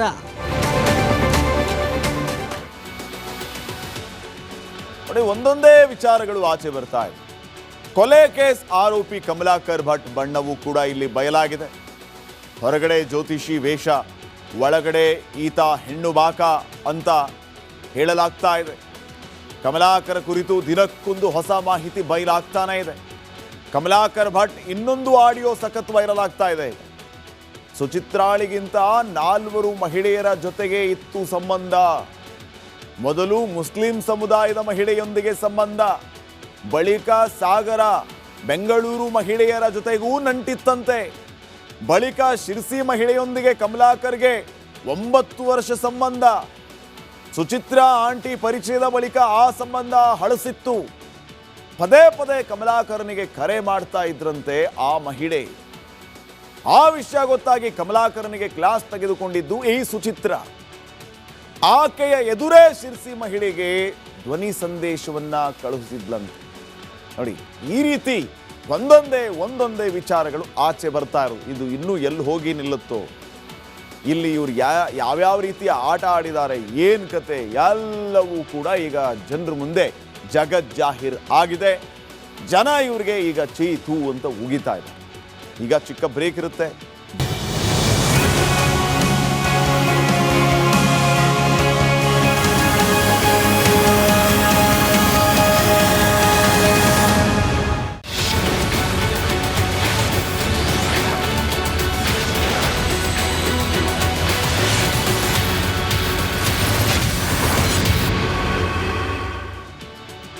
Welcome back. ಕೇಂದ್ರ ಸರ್ಕಾರದ ವಿರುದ್ಧ ಸಾರಿಗೆ ಸಚಿವ ರಾಮಲಿಂಗಾರೆಡ್ಡಿ ಅವರು ಕಿಡಿಕಾರಿದ್ದಾರೆ. ಬೆಂಗಳೂರಿಂದ 3 ಲಕ್ಷ ಕೋಟಿ ಹಣ ಕೇಂದ್ರಕ್ಕೆ ಹೋಗುತ್ತೆ. ಆ ಹಣದಲ್ಲಿ ನಮ್ಮ ಮೆಟ್ರೋಗೆ ಕೇಂದ್ರ ಸರ್ಕಾರ ಸಬ್ಸಿಡಿಯನ್ನ ನೀಡಲಿ ಅಂತ ಕಿಡಿಕಾರಿದ್ದಾರೆ. ನಮ್ಮ ಸಂಸದರು ಒಳ್ಳೆ ಕೆಲಸ ಆದರೆ ಪ್ರಧಾನಿ ಮೋದಿ ಮಾಡಿದ್ದು ಅಂತಾರೆ, ಬೆಲೆ ಏರಿಕೆ ಆದರೆ ರಾಜ್ಯ ಸರ್ಕಾರ ಅಂತಾರೆ. ಬಿಜೆಪಿಗರು ಹುಟ್ಟು ಸುಳ್ಳುಗಾರರು ಅಂತ ರಾಮಲಿಂಗಾರೆಡ್ಡಿ ಹೇಳಿದ್ದಾರೆ. ಅಷ್ಟೇ ಅಲ್ಲ, ಕೇಂದ್ರ ಸರ್ಕಾರ 2 ಲಕ್ಷ ಕೋಟಿ ಸಾಲ ಮಾಡಿದೆ, ಯಾರ ಖಜಾನೆ ಖಾಲಿಯಾಗಿದೆ ಅಂತ ಹೇಳಲಿ ಅಂತ ಸವಾಲ್ ಹಾಕಿದ್ದಾರೆ. ಅಯ್ಯೋ ನಮ್ಮದು ಇಡೀ ನಮ್ಮದೇನ ಖಜಾನೆ ಖಾಲಿಯಾಗಿದೆ ಅಂತ BJP ಅವರು ಹೇಳ್ತಾರೆ. ದೇಶದ ಖಜಾನೆ ಏನಾಗಿದೆ? 216 ಲಕ್ಷ ಕೋಟಿ ಸಾಲ ಆಗಿದೆ. ಮನಮೋಹನ್ ಸಿಂಗ್ ಅವರು ಅಧಿಕಾರ ಬಿಟ್ಟಾಗ 52 ಲಕ್ಷ ಕೋಟಿ ಸಾಲ ಇತ್ತು. ಇವತ್ತು ಈ ವರ್ಷ ಈ ಮಾರ್ಚ್ ಕೊನೆಯಷ್ಟೊತ್ತಿಗೆ 216 ಲಕ್ಷ ಕೋಟಿ ಸಾಲ ಆಗಿದೆ. ಒಟ್ಟು 165 ಲಕ್ಷ ಕೋಟಿ 165 ಲಕ್ಷ ಕೋಟಿ 165 ಲಕ್ಷ ಕೋಟಿ ಹೊಸ ಸಾಲ ಮೋದಿಯವರು 11 ವರ್ಷದಲ್ಲಿ ಮಾಡಿದ್ದಾರೆ. ಪ್ರತಿ ಪ್ರಜೆ ಮೇಲೆ 3-4 ಲಕ್ಷ ಕೋಟಿ ಸಾಲ ಒರೆಸ್ಬಿಟ್ಟು ಹೋಗಿದ್ದಾರೆ. ಖಜಾನೆ ನಮ್ಮದು ಖಾಲಿ ಆಗಿದ್ದೋ, ಮೋದಿಯವ್ರ ಖಾಲಿ ಆಗಿದ್ದೋ, ಕೇಂದ್ರ ಸರ್ಕಾರದ್ದು ಖಾಲಿ ಆಗಿದ್ದೋ ಅಂತ ಅಂಕಿಅಂಶಗಳು ಸಮೇತ ಪಾರ್ಲಿಮೆಂಟಲ್ಲೆಲ್ಲ ಹೇಳಿದ್ದಾರೆ. ಕರ್ನಾಟಕ ಸರ್ಕಾರದ ಟ್ರಂಕ್ ಖಾಲಿ ಅಂತ ಹೇಳಿ ತೇಜಸ್ವಿ ಸೂರ್ಯ ಅವರು ಏನಿವತ್ತು ಪ್ರತಿಭಟನೆ ಮಾಡಿದರು, ಅದಕ್ಕೆ ಪ್ರತಿ ಸವಾಲನ್ನುವಂತೆ ಯಾರು ಖಜಾನೆ ಖಾಲಿಯಾಗಿದೆ, ಯಾರು ಸಾಲಗಾರರು, ಯಾರು ಎಷ್ಟು ಸಾಲ ಮಾಡಿದ್ದಾರೆ ಅನ್ನೋದನ್ನು ಹೇಳಲಿ ಅಂತ ಹೇಳಿ ರಾಮಲಿಂಗಾರೆಡ್ಡಿ ಅವರು ಸವಾಲ್ ಹಾಕಿದ್ದಾರೆ. ಕಳೆದ 11 ವರ್ಷಗಳಲ್ಲಿ ಪ್ರಧಾನಿ ಮೋದಿ ಅವರು ಹೆಚ್ಚು ಹೆಚ್ಚು ಸಾಲ ಮಾಡಿದ್ದಾರೆ ಎನ್ನುವಂಥದ್ದು ರಾಮಲಿಂಗಾರೆಡ್ಡಿ ಅವರ ನೇರ ಆರೋಪ ಆಗಿದೆ. ಅಸಲಿಗೆ ಏನು ಲೆಕ್ಕಾಚಾರ ಅನ್ನೋದನ್ನು ನೋಡೋಣ. ಈಗ ಭಾರತದ ಆಂತರಿಕ ಮತ್ತು ಬಾಹ್ಯ ಸಾಲ ಅಪಾರ ಪ್ರಮಾಣದಲ್ಲಿ ಏರಿಕೆ ಆಗಿದೆ. ಭಾರತದ ಸಾಲದ ಪ್ರಮಾಣ ದಾಖಲೆಯ 211% ಏರಿಕೆ ಆಗಿದೆ. ಅಂದರೆ 1947ರಿಂದ 68 ವರ್ಷಗಳ ಅವಧಿಯಲ್ಲಿ ಮಾಡಿದ್ದು 54 ಲಕ್ಷ ಕೋಟಿ ಸಾಲ. ಯಾವಾಗಿಂದ? 1947ರಿಂದ 68 ವರ್ಷಗಳ ಕಾಲ ಮಾಡಿದ ಸಾಲದ ಲೆಕ್ಕ 54 ಲಕ್ಷ ಕೋಟಿ. ಮೋದಿ ಆಡಳಿತದ 10 ವರ್ಷಗಳಲ್ಲಿ 218 ಲಕ್ಷ ಕೋಟಿ ಋಣಭಾರ ಅಂದರೆ ಸಾಲ ಮಾಡಲಾಗಿದೆ. ಬರೋಬ್ಬರಿ 218 ಲಕ್ಷ ಕೋಟಿ ರೂಪಾಯಿ ಅಂದರೆ ಎಷ್ಟು? ಕರ್ನಾಟಕದ ಬಜೆಟ್ ಅನ್ನ 54 ಬಾರಿ ಮಂಡನೆ ಮಾಡಬಹುದು ನಾವು. 3-4 ಲಕ್ಷ ಕೋಟಿ ರೂಪಾಯಿ ಬಜೆಟ್ನ ಗಾತ್ರ ಇರುತ್ತೆ ನಮ್ಮದು. ಒಂದೊಂದು ಸರಿ 5 ಲಕ್ಷ ಕೋಟಿವರೆಗೂ ಹೋಗ್ತಿರುತ್ತೆ. 2022-23ನೇ ವರ್ಷಾಂತ್ಯಕ್ಕಿದ್ದ ಒಟ್ಟಾರೆ ಸಾಲ 152.61 ಲಕ್ಷ ಕೋಟಿ. 2023-24ರ ಅಂತ್ಯಕ್ಕೆ ಅದು ಆಗಿದ್ದು 168.72 ಲಕ್ಷ ಕೋಟಿ ರೂಪಾಯಿಗೆ ಏರಿಕೆಯಾಗಿದ್ದು. ಇನ್ನ 2025-26ರ ಅಂತ್ಯಕ್ಕೆ ಭಾರತದ ಸಾಲ 218 ಲಕ್ಷ ಕೋಟಿಗೆ ಏರಿಕೆಯಾಗಿದೆ. ವೀಕ್ಷಕರೇ, ಭಾರತದ ಈ ಸಾಲಕ್ಕೆ 14.5 ಲಕ್ಷ ಕೋಟಿ ಬಡ್ಡಿಯನ್ನೇ ಕಟ್ಟಬೇಕು. ಪ್ರತಿ ಭಾರತೀಯನ ಮೇಲಿನ ಋಣಭಾರದ ಪ್ರಮಾಣ 1.30 ಲಕ್ಷ, 1,30,000 ರೂಪಾಯಿ ಪ್ರತಿಯೊಬ್ಬರ ತಲೆ ಮೇಲೆ ಇದೆ ಋಣಭಾರ. ಈ ರೀತಿ ಲೆಕ್ಕಾಚಾರ ಇರುವಂಥದ್ದು ಕೇಂದ್ರ ಸರ್ಕಾರ ಕಳೆದ 11 ವರ್ಷಗಳಲ್ಲಿ ಮಾಡಿದಂತಹ ಸಾಲದ ವಿವರವನ್ನು ನಿಮ್ಮ ಮುಂದೆ ಇಟ್ಟಿದ್ದೀವಿ ವೀಕ್ಷಕರು. ಇನ್ನು ಮೋದಿ ಅವರ ಸಾಲ ಎಷ್ಟು ಅಂತ ನೀವು ಕೇಳಿದ್ರಿ. ಸಿದ್ದರಾಮಯ್ಯ ಸರ್ಕಾರದ ಕಥೆ ಏನು? ಸಿದ್ದರಾಮಯ್ಯ ಸರ್ಕಾರ ಅಲ್ಪಸಂಖ್ಯಾತರು ಪಡೆದಿದ್ದ ಸಾಲದ ಮೇಲಿನ ಬಡ್ಡಿ ಮನ್ನಾಗೆ ನಿರ್ಧಾರ ಮಾಡಿದೆ. ಇದು ರಾಜಕೀಯ ವಿವಾದವನ್ನು ಸೃಷ್ಟಿ ಮಾಡಿದೆ. ವಿಪಕ್ಷಗಳು ತುಷ್ಟೀಕರಣ ರಾಜಕಾರಣ ಅಂತ ಆರೋಪಿಸಿದೆ. 714.13 ಕೋಟಿ ಬಾಕಿ ಇರುವಾಗ ಈ ಯೋಜನೆ ಜಾರಿಯಿಂದ ಕನಿಷ್ಠ 150 ಕೋಟಿ ಮರುಪಾವತಿ ನಿರೀಕ್ಷೆ ಮಾಡಲಾಗಿದೆ. ಹಣಕಾಸು ಇಲಾಖೆಯ ವಿರೋಧದ ನಡುವೆಯೂ ಕೂಡ KMIDC ತನ್ನ ನಿರ್ಧಾರವನ್ನು ಸಮರ್ಥಿಸಿಕೊಂಡಿದೆ. ಈ ರಾಜ್ಯ ಸರ್ಕಾರ ಓಲೈಕೆ ರಾಜಕಾರಣ ಮಾಡೋಕ್ಕೆ ಭಾಳ ದಿವಸ ಆಯಿತು. ಈಗ ಓಲೈಕೆ ರಾಜಕಾರಣದ ಪರಾಕ್ಷೇತ ಇದು ಹೈಟ್ಸ್ ಮುಟ್ಟಿರುವಂಥದ್ದು. ಈಗ ಅವ್ರಿಗೆ ಬಡ್ಡಿ ಮನ್ನಾ ಮಾಡೋದ್ರಾಗೇನು ತೊಂದರೆ ಇಲ್ಲ. ಆದರೆ ಹಿಂದುಳಿದವ್ರದ್ದು ಬಡ್ಡಿ ಮನ್ನಾ ಮಾಡಬೇಕು, SC ST ಅವ್ರು ಮಾಡಬೇಕು, ರೈತರಿಗೆ ಮಾಡಬೇಕು, ಎಲ್ಲರಿಗೂ ಮಾಡಬೇಕಾಗುತ್ತೆ. ಯಾಕಂದರೆ ಎಲ್ಲರೂ ಕೂಡ ಸಂಕಷ್ಟದಲ್ಲಿದ್ದಾರೆ. ರೈತರು ಅತಿ ಹೆಚ್ಚು ಆತ್ಮಹತ್ಯೆ ಇವತ್ತು ಕರ್ನಾಟಕದಲ್ಲಿ ಆಗ್ತಾಯಿದೆ. ಆ ಆತ್ಮಹತ್ಯೆ ಪರಿಹಾರನೂ ಕೊಡ್ತಾ ಇಲ್ಲ. ಕಳೆದ 11 ವರ್ಷಗಳಲ್ಲಿ ಮೋದಿಯವರು ಎಷ್ಟು ಸಾಲ ಮಾಡಿದ್ದಾರೆ, ಆ ಮೋದಿ ಸಾಲದ ಬಗ್ಗೆ ಎಲ್ಲ ಲೆಕ್ಕಾಚಾರವನ್ನು ನಿಮ್ಮ ಮುಂದೆ ಇಟ್ವಿ. ಈಗ ಸಿದ್ದರಾಮಯ್ಯ ಅವರ ಲೆಕ್ಕನೂ ಇಡಬೇಕಲ್ಲ. ಸಿದ್ದರಾಮಯ್ಯ ಅವರು ಎಷ್ಟು ಸಾಲ ಮಾಡಿದ್ದಾರೆ, ಉಳಿದ ಮುಖ್ಯಮಂತ್ರಿಗಳ ಅವಧಿಯಲ್ಲಿ ಎಷ್ಟು ಸಾಲ ಆಗಿದೆ, ಇದನ್ನು ನಾವು ನೋಡ್ತಾ ಹೋಗೋಣ. ಎಸ್.ಎಂ. ಕೃಷ್ಣ ಅವರ ಮುಖ್ಯಮಂತ್ರಿ ಆಗಿದ್ದ ಅವಧಿ, ಅವರು ಮಾಡಿದ ಸಾಲ 3,590 ಕೋಟಿ. ಇನ್ನು ಎನ್ ಧರಮ್ ಸಿಂಗ್ ಇವರು ಮುಖ್ಯಮಂತ್ರಿ ಆಗಿದ್ದ ಸಂದರ್ಭದಲ್ಲಿ ಮಾಡಿದಂತಹ ಸಾಲದ ಮೊತ್ತ 15,635 ಕೋಟಿ ರೂಪಾಯಿ. ಇನ್ನು ಎಚ್.ಡಿ. ಕುಮಾರಸ್ವಾಮಿ ಅವರು ಅಧಿಕಾರಕ್ಕೆ ಬಂದಾಗ ಮಾಡಿದಂತಹ ಸಾಲದ ಮೊತ್ತ 3,545 ಕೋಟಿ. ಬಿ.ಎಸ್. ಯಡಿಯೂರಪ್ಪ ಅವರು ಮುಖ್ಯಮಂತ್ರಿಯಾಗಿದ್ದರು ರಾಜ್ಯದಲ್ಲಿ. ಅವರು ಅಧಿಕಾರದಲ್ಲಿದ್ದಾಗ ಮಾಡಿದ ಸಾಲದ ಮೊತ್ತ ವೀಕ್ಷಕರೇ 25,653 ಕೋಟಿ.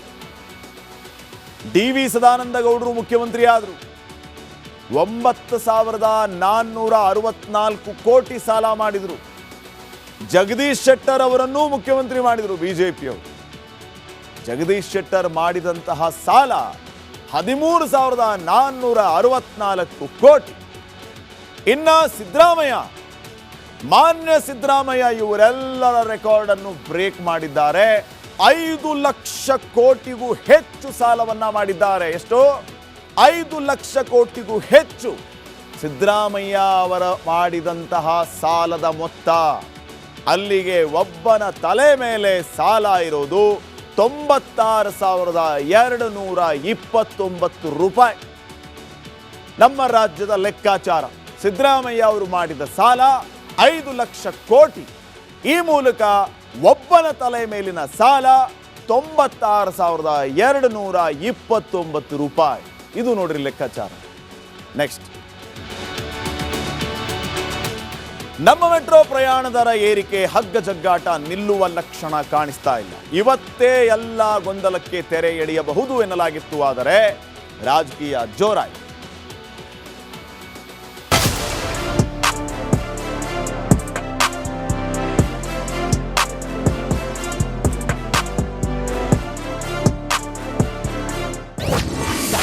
ಬಿಎಂಆರ್ಸಿಎಲ್ ಹೈ ವೋಲ್ಟೇಜ್ ಮೀಟಿಂಗ್ ರದ್ದು. ಪರಿಷ್ಕೃತ ದರ ಬರೋವರೆಗೂ ಕೂಡ ಯಥಾಸ್ಥಿತಿ. ಜನಸಾಮಾನ್ಯರಿಗೆ ಬರೆ ದರ ಏರಿಕೆಯ ಬರೆ ಎಳೆಯೋದಕ್ಕೆ ಬಿಎಂಆರ್ಸಿಎಲ್ ಕಬ್ಬಿಣ ಕಾಯಿಸಿತ್ತು. ಆದರೆ ಕೇಂದ್ರ ಸರ್ಕಾರ ತಣ್ಣೀರೆರಚಿದೆ, ಬೆಲೆ ಏರಿಕೆಗೆ ಬ್ರೇಕ್ ಹಾಕಿದೆ. ಆದರೆ ಇಂದು ನಡೆಯಬೇಕಾಗಿದ್ದ ಮೆಟ್ರೋ ಬೋರ್ಡ್ ಮೀಟಿಂಗ್ ರದ್ದಾಗಿದೆ. ಅದ್ಯಾವಾಗ ನಡೆಯುತ್ತೆ ಅಂತ ಗೊತ್ತಿಲ್ಲ. ಮೆಟ್ರೋ ಟಿಕೆಟ್ ದರ ಏರಿಸಿ ಬಿಎಂಆರ್ಸಿಎಲ್ ಇಕ್ಕಟ್ಟಿಗೆ ಸಿಲುಕಿಸಿದೆ. ಎಫ್ಎಫ್ಸಿ ವರದಿ ಮೇರೆಗೆ 5% ದರ ಏರಿಸಲಾಗಿತ್ತು. ಆದ್ರೀಗ ದರ ಏರಿಕೆ ಇಳಿಸೋದಕ್ಕೂ ಆಗದೆ, ಕೈ ಬಿಡೋದಕ್ಕೂ ಆಗದೆ ಬಿಎಂಆರ್ಸಿಎಲ್ ಒದ್ದಾಡ್ತಾ ಇದೆ. ಹಾಗಿದ್ದ ಮೇಲೆ ಮೊದಲ ಸಾಧ್ಯತೆ ಏನು ಅಂತ ನೋಡೋದಾದ್ರೆ, ಏರಿಕೆ ಆದ ದರ ಇಳಿಕೆ ಮಾಡಬಹುದು. ಆದ್ರೆ ಏಕಾಏಕಿ ಏರಿಕೆ ದರ ಇಳಿಸುವ ಶಕ್ತಿ ನಿಗಮಕ್ಕೆ ಸಾಧ್ಯವಿಲ್ಲ. ಹೆಚ್ಚಿಸಿದ ದರ ಇಳಿಸೋದಕ್ಕೆ ಮತ್ತೊಂದು ಸಮಿತಿ ನೇಮಕಾತಿ ಆಗಬೇಕು. ಆ ತಜ್ಞರ ಸಮಿತಿ ವರದಿ ನೀಡಿದ ಬಳಿಕ ದರ ಇಳಿಸಬಹುದು. ಎರಡನೇ ಸಾಧ್ಯತೆ ಏನು ಅಂತ ನೋಡೋದಾದ್ರೆ, ದರ ಏರಿಕೆಯನ್ನ ರದ್ದು ಮಾಡುವುದು.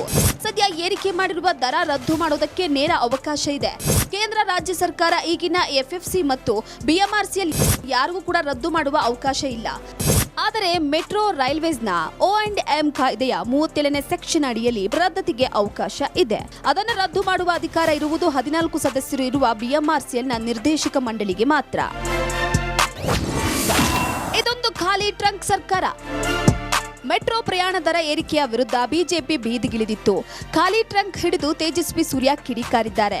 ಮೆಟ್ರೋ ದರ ಪದೇ ಪದೇ ಏರ್ತಾ ಇರುವಂಥದ್ದು ರಾಜ್ಯ ಸರ್ಕಾರ ಇಷ್ಟು ವರ್ಷಗಳು ಹಿಂದೆ ಎಲ್ಲ ಸರ್ಕಾರಗಳು ಕೊಟ್ಟಂತೆ ಬಜೆಟ್ನಲ್ಲಿ ಶ್ಯಾಡೋ ಕ್ಯಾಶ್ ಸಪೋರ್ಟ್ ಏನು ಬಜೆಟ್ನಲ್ಲಿ ಮೆಟ್ರೋ ಕೊಡ್ತಾ ಇದ್ರು, ಅದನ್ನು ಈ ಸರ್ಕಾರ ನಾವು ದಿವಾಳಿ ಎದ್ದೋಗಿದ್ದೀವಿ, ನಾವು ಖಾಲಿ ಟ್ರಂಕ್ ಆಗಿದ್ದೀವಿ, ನಮ್ಮ ಹತ್ರ ದುಡ್ಡಿಲ್ಲ, ಆ ಕಾರಣಕ್ಕೆ ನಮಗೆ ಕೊಡೋಕ್ಕಾಗೋದಿಲ್ಲ, ಅದನ್ನು ನೀವು ದರ ಏರಿಸಿ ಪ್ರಯಾಣಿಕರಿಂದನೇ ತಗೊಳ್ಳಿ ಅಂತ ಹೇಳಿದ್ದಾರೆ. ಆ ಕಾರಣಕ್ಕೋಸ್ಕರ ದರ ಜಾಸ್ತಿ ಆಗಿದೆ. ಕೇಂದ್ರ ಸರ್ಕಾರ ನಮಗೆ ಏನೆಲ್ಲ ಹಣ ಕೊಡಬೇಕು, ಅದು GST ಪೋರ್ಷನ್ ಇರ್ಬೋದು, ನೀರಾವರಿ ಯೋಜನೆಗಳಿರ್ಬೋದು, ಅಥವಾ ಬೇರೆ ಬೇರೆ ಇನ್ಫ್ರಾಸ್ಟ್ರಕ್ಚರ್ಗೆ ಕೇಂದ್ರ ಸರ್ಕಾರ ಕೊಡಬೇಕಲ್ವ, ಅವ್ರ ಭಾಗ ಅವರ ಪಾಲು ಕೊಡಬೇಕಲ್ವ. ಅದನ್ನು ನಮಗೆ ಮೊದಲು ಕೊಡಿಸ್ಕೊಡೋದಕ್ಕೆ ಅವರು ಪ್ರಯತ್ನ ಮಾಡಿದರೆ ಭಾಳ ಒಳ್ಳೆಯದು. ಯಾಕೆಂದರೆ ನಮಗೆ ಹಣ ಖಾಲಿ ಆಗಿದೆ ಅಂತ ಹೇಳೋ ಬದಲು ಹಣ ಕೊಡಿಸೋ ಕೆಲಸ ಮಾಡಿದರೆ ಭಾಳ ಒಳ್ಳೆಯದಲ್ವ. ಸಮಿತಿಯನ್ನೇ ರದ್ದು ಮಾಡಿದ ರಾಜ್ಯ ಸರ್ಕಾರ. But whatever the committee has been formed earlier is abundant. Earlier ಏನು ಕಮಿಟಿ ಅವ್ರು ರಿಪೋರ್ಟ್ ಕೊಡಬೇಕಾಗಿತ್ತು, ಆ ರಿಪೋರ್ಟ್ ಕೊಟ್ಟು ಮುಗಿದೋಗಿದೆ. ಸೊ ಇದನ್ನ ತಮಗೆ ವಿಚಾರವನ್ನ, ಪ್ರಮುಖವಾದಂಥ ವಿಚಾರನ ತಮ್ಗೆ ಹೇಳಲಿಕ್ಕೆ ನಾನು ನಾವೇ ದರ ಏರಿಕೆ ರದ್ದು ಮಾಡಿದ್ದು ಎಂದ ಬಂಡೆ. ನೀವೇ ನೇಮಿಸಿದ ಎಂಡಿ ಇಂದ ದರ ಏರಿಕೆ ಎಂದ BJP. Changes of the CPI, staff cost, per unit cost, ಇವೆಲ್ಲ ಕೂಡ ಎನರ್ಜಿ ಕಾಸ್ಟು, ಇವೆಲ್ಲ ಕೂಡ ಲೆಕ್ಕಾಚಾರ ಹಾಕೋಕ್ಕೆ ಒಂದು ಅವಕಾಶ ಇದೆ. ಈ ಅವಕಾಶದ ಪ್ರಕಾರ ನಾನು ಅವ್ರಿಗೆ ಈ ಒಂದು ಕ್ಯಾಲ್ಕುಲೇಟ್ನ ಮತ್ತೆ ನೀವು ಮಾಡ್ಕೊಂಡು ಬನ್ನಿ ಅಂತ ನಾನು ಅವ್ರಿಗೆ ಮಾರ್ಗದರ್ಶನ, ನಮ್ಮ ಸರ್ಕಾರ ಅವ್ರಿಗೆ ಕೊಡ್ತಾ ಇದೆ. ರೈಟ್, ನಾನು ಅವ್ರಿಗೆ ಮಾರ್ಗದರ್ಶನ ಕೊಡ್ತಾ ಇದ್ದೀನಿ. ಅಲ್ಲಿವರೆಗೂ ಹೋಲ್ಡ್ ಮಾಡಿ ಅಂತ ಈಗ ನಾನು ಅವ್ರಿಗೆ ಡೈರೆಕ್ಷನ್ಸ್ ಕೊಟ್ಟಿದ್ದೀನಿ. ಫೇರ್ ಫಿಕ್ಸೇಷನ್ ಕಮಿಟಿ ಏನು ರೆಕಮೆಂಡ್ ಮಾಡಿದೆ ಅದನ್ನು ಏರಿಕೆ ಮಾಡಿದ್ದಾರೆ. ಇದರ ಕೇಂದ್ರ ಸರ್ಕಾರದ ಪಾತ್ರ ಎಲ್ಲಿ ಬರ್ತದೆ? ಕೇಂದ್ರ ಸರ್ಕಾರ ಮಾನಿಟರಿಂಗ್ ಬಾಡಿ ಅಷ್ಟೇ. ಹಣ ಸಹಾಯವನ್ನು ಕೇಂದ್ರ ಸರ್ಕಾರ ಮೆಟ್ರೋಗೆ ಮಾಡುತ್ತೆ. ಆದರೆ ಪೂರ್ತಿ ಟೆಂಡರ್ ಕರೆಯೋದು ಇವರೇ, ಅಧಿಕಾರಿಗಳ ನೇಮಕ ಮಾಡೋದು ಇವರೇ, ಅಧಿಕಾರಿಗಳನ್ನ ಟ್ರಾನ್ಸ್ಫರ್ ಮಾಡೋದು ಇವರೇ, ಅವ್ರ ಹತ್ರ ವಸೂಲಿ ಮಾಡೋರು ಇವರೇ. ಇಲ್ಲಿ ಕೇಂದ್ರ ಸರ್ಕಾರ ಹೇಗೆ ಬೆಲೆ ಏರಿಕೆ ಮಾಡ್ತತೆ? ನಾನು ಅಂತ ಹೇಳಿದ್ದೀನಿ, ನಾನಂತೂ ಬಸ್ ಇಂಥದ್ದು ಮೆಟ್ರೋ ದರ ಏರಿಸಿ ಅಂತ ಹೇಳಿರಲಿಲ್ಲ. ಯಾರು ಏನ್ ಬೇಕಾದ್ರೂ ಮಾಡ್ಕೊಳ್ಳಿ, ಒಬ್ರಿಗೊಬ್ರು ಬೈದಾಡ್ಕೊಳ್ಳಿ, ಮೆಟ್ರೋ ಪ್ರಯಾಣ ದರ ಹೆಚ್ಚಿಸಬೇಡಿ ಅನ್ನೋದೇ ಜನರ ಆಶಯ. Bureau report, republic Kannada. ನೋಡಿ, ಮೆಟ್ರೋ ದರ ಏರಿಕೆ ವಿಚಾರವಾಗಿ ರಾಜ್ಯ ಸರ್ಕಾರ ಕೇಂದ್ರ ಸರ್ಕಾರದ ಮೇಲೆ, ಕೇಂದ್ರ ಸರ್ಕಾರ ರಾಜ್ಯ ಸರ್ಕಾರದ ಮೇಲೆ ದರ ಏರಿಕೆಯ ಗೂಬೆಯನ್ನ ಕೂರಿಸ್ತಾ ಇದೆ. ಅಸಲಿಗೆ ಈ ಮೆಟ್ರೋ ದರ ಏರಿಕೆಯ ಅಸಲಿಯತ್ತೇನು? ಯಾರು ಈ ರೇಟನ್ನು ಹೆಚ್ಚು ಮಾಡ್ತಾರೆ? ಲಾಭ ಯಾರು ಹೋಗುತ್ತೆ? ಶೇರಿಂಗ್ ಯಾವ ರೀತಿ ಇರುತ್ತೆ? ಇದನ್ನೆಲ್ಲವನ್ನು ನಿಮ್ಮ ಮುಂದೆ ನಾವು ಈಗಾಗಲೇ ಇಟ್ಟಿದ್ದೀವಿ. ರಾಜ್ಯದ ಜನಸಾಮಾನ್ಯರಿಗೆ ಮೆಟ್ರೋ ದರ ಏರಿಕೆಯ ಬರೆ ಮೇಲಿಂದ ಮೇಲೆ ಬೀಳ್ತಾನೆ ಇರುತ್ತೆ. ರಾಜ್ಯ ಮತ್ತು ಕೇಂದ್ರದ ಸರ್ಕಾರಗಳೇ ಜವಾಬ್ದಾರಿಯನ್ನ ಹೊರಬೇಕು. ಎಲ್ಲ ಸಮಸ್ಯೆಗೂ ರಾಜ್ಯ ಮತ್ತು ಕೇಂದ್ರದ ಸರ್ಕಾರಗಳೇ ಕಾರಣ. ಅದನ್ನ ಒಪ್ಕೋಬೇಕು ರಾಜ್ಯ ಮತ್ತು ಕೇಂದ್ರ ಸರ್ಕಾರಗಳು. ಬೋರ್ಡಲ್ಲಿ ರಾಜ್ಯ ಮತ್ತು ಕೇಂದ್ರ ಸರ್ಕಾರದವರೇ ಇರ್ತಾರೆ. ಈ ಮೆಟ್ರೋ ದರ ಏರಿಕೆ ಮಾಡಬೇಕಾ ಮಾಡಬಾರ್ದಾ ಅನ್ನುವಂತಹ ಸಮಿತಿ ಇರುತ್ತಲ್ಲ, ಆ ಸಮಿತಿಯಲ್ಲಿ ಕೇಂದ್ರ ಸರ್ಕಾರದ ಪ್ರತಿನಿಧಿಯೂ ಇರ್ತಾರೆ, ರಾಜ್ಯ ಸರ್ಕಾರದ ಪ್ರತಿನಿಧಿಯೂ ಇರ್ತಾರೆ. ಮತ್ತೆ ಯಾಕೆ ಇವರು ರಾಜ್ಯ ಸರ್ಕಾರದವರು ಕೇಂದ್ರದ ಮೇಲೆ ಹಾಕೋದು, ಕೇಂದ್ರದವರು ರಾಜ್ಯದ ಮೇಲೆ ಹಾಕೋದು? ಯೋಜನೆ ಯಶಸ್ವಿಯಾದಾಗ ಕ್ರೆಡಿಟ್ ತಗೊಳ್ಳೋದಕ್ಕೆ ಕಿತ್ತಾಡ್ತಾರೆ. ದರ ಏರಿಕೆ ಆದರೂ ಕೂಡ ಜವಾಬ್ದಾರಿಯಿಂದ ಹೌದು ನಾವೇ ಮಾಡಿದ್ದು ಅಂತ ಹೇಳಬೇಕಲ್ವಾ? ಆ ರೀತಿ ವರ್ತಿಸಬೇಕಲ್ವಾ? ಮೆಟ್ರೋ ಯೋಜನೆ ತಡ ಆಗಿರೋದೇ ದರ ಏರಿಕೆಗೆ ಕಾರಣ. ಯೋಜನೆ ತಡ ಆಗಿರೋದಕ್ಕೆ ಸರ್ಕಾರಗಳೇ ನೇರವಾಗಿ ಹೊಣೆಯಾಗುತ್ತೆ.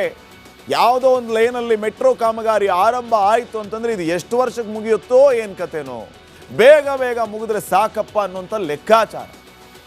ಮೆಟ್ರೋ 1ನೇ ಹಂತ ಆರಂಭ ಆದಾಗ 6,500 ಕೋಟಿ ರೂಪಾಯಿ ಅಂತ ಹೇಳಿದ್ರು. ಯೋಜನೆ ಮುಗಿಯೋ ಹಂತದಲ್ಲಿ 14,000 ಕೋಟಿಗೆ ತಗೊಂಡ್ಬಂದ್ರದನ್ನ.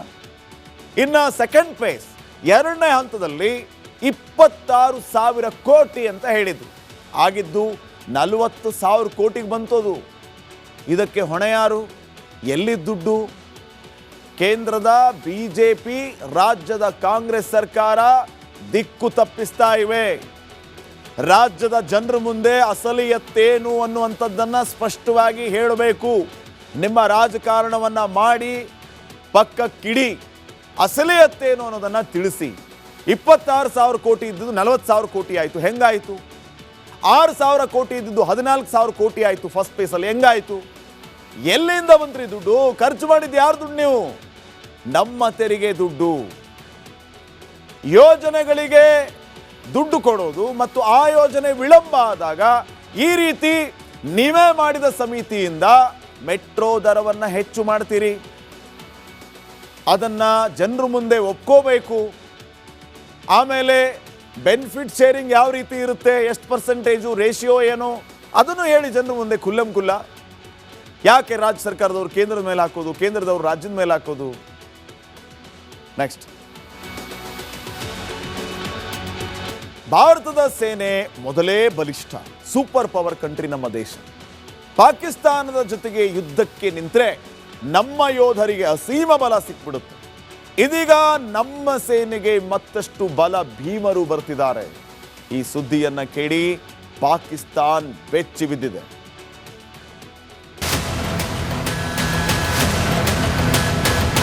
ರಫೇಲ್ ಈ ಯುದ್ಧ ವಿಮಾನದ ಬಗ್ಗೆ ಭಾರತಕ್ಕಿಂತ ಹೆಚ್ಚಾಗಿ ಪಾಕಿಸ್ತಾನಕ್ಕೆ ಜಾಸ್ತಿ ಗೊತ್ತಿದೆ. ಆಪರೇಷನ್ ಸಿಂಧೂರ ಕಾಲದಲ್ಲಿ ರಫೇಲ್ಗಳು ಕೊಟ್ಟ ಕಾಟಕ್ಕೆ ಅಸೀಂ ಮುನೀರಾ ಬಂಕರ್ ಸೇರಿದ್ದ. ಪ್ರಧಾನಿ ಶಾಹಬಾಜ್ ಎಸಿ ರೂಮ್ನಲ್ಲೇ ಬೆವತಿದ್ದ. ಇದೀಗ ಭಾರತಕ್ಕೆ ಮತ್ತಷ್ಟು ರಫೇಲ್ಗಳು ಎಂಟ್ರಿ ಕೊಡ್ತಿವೆ.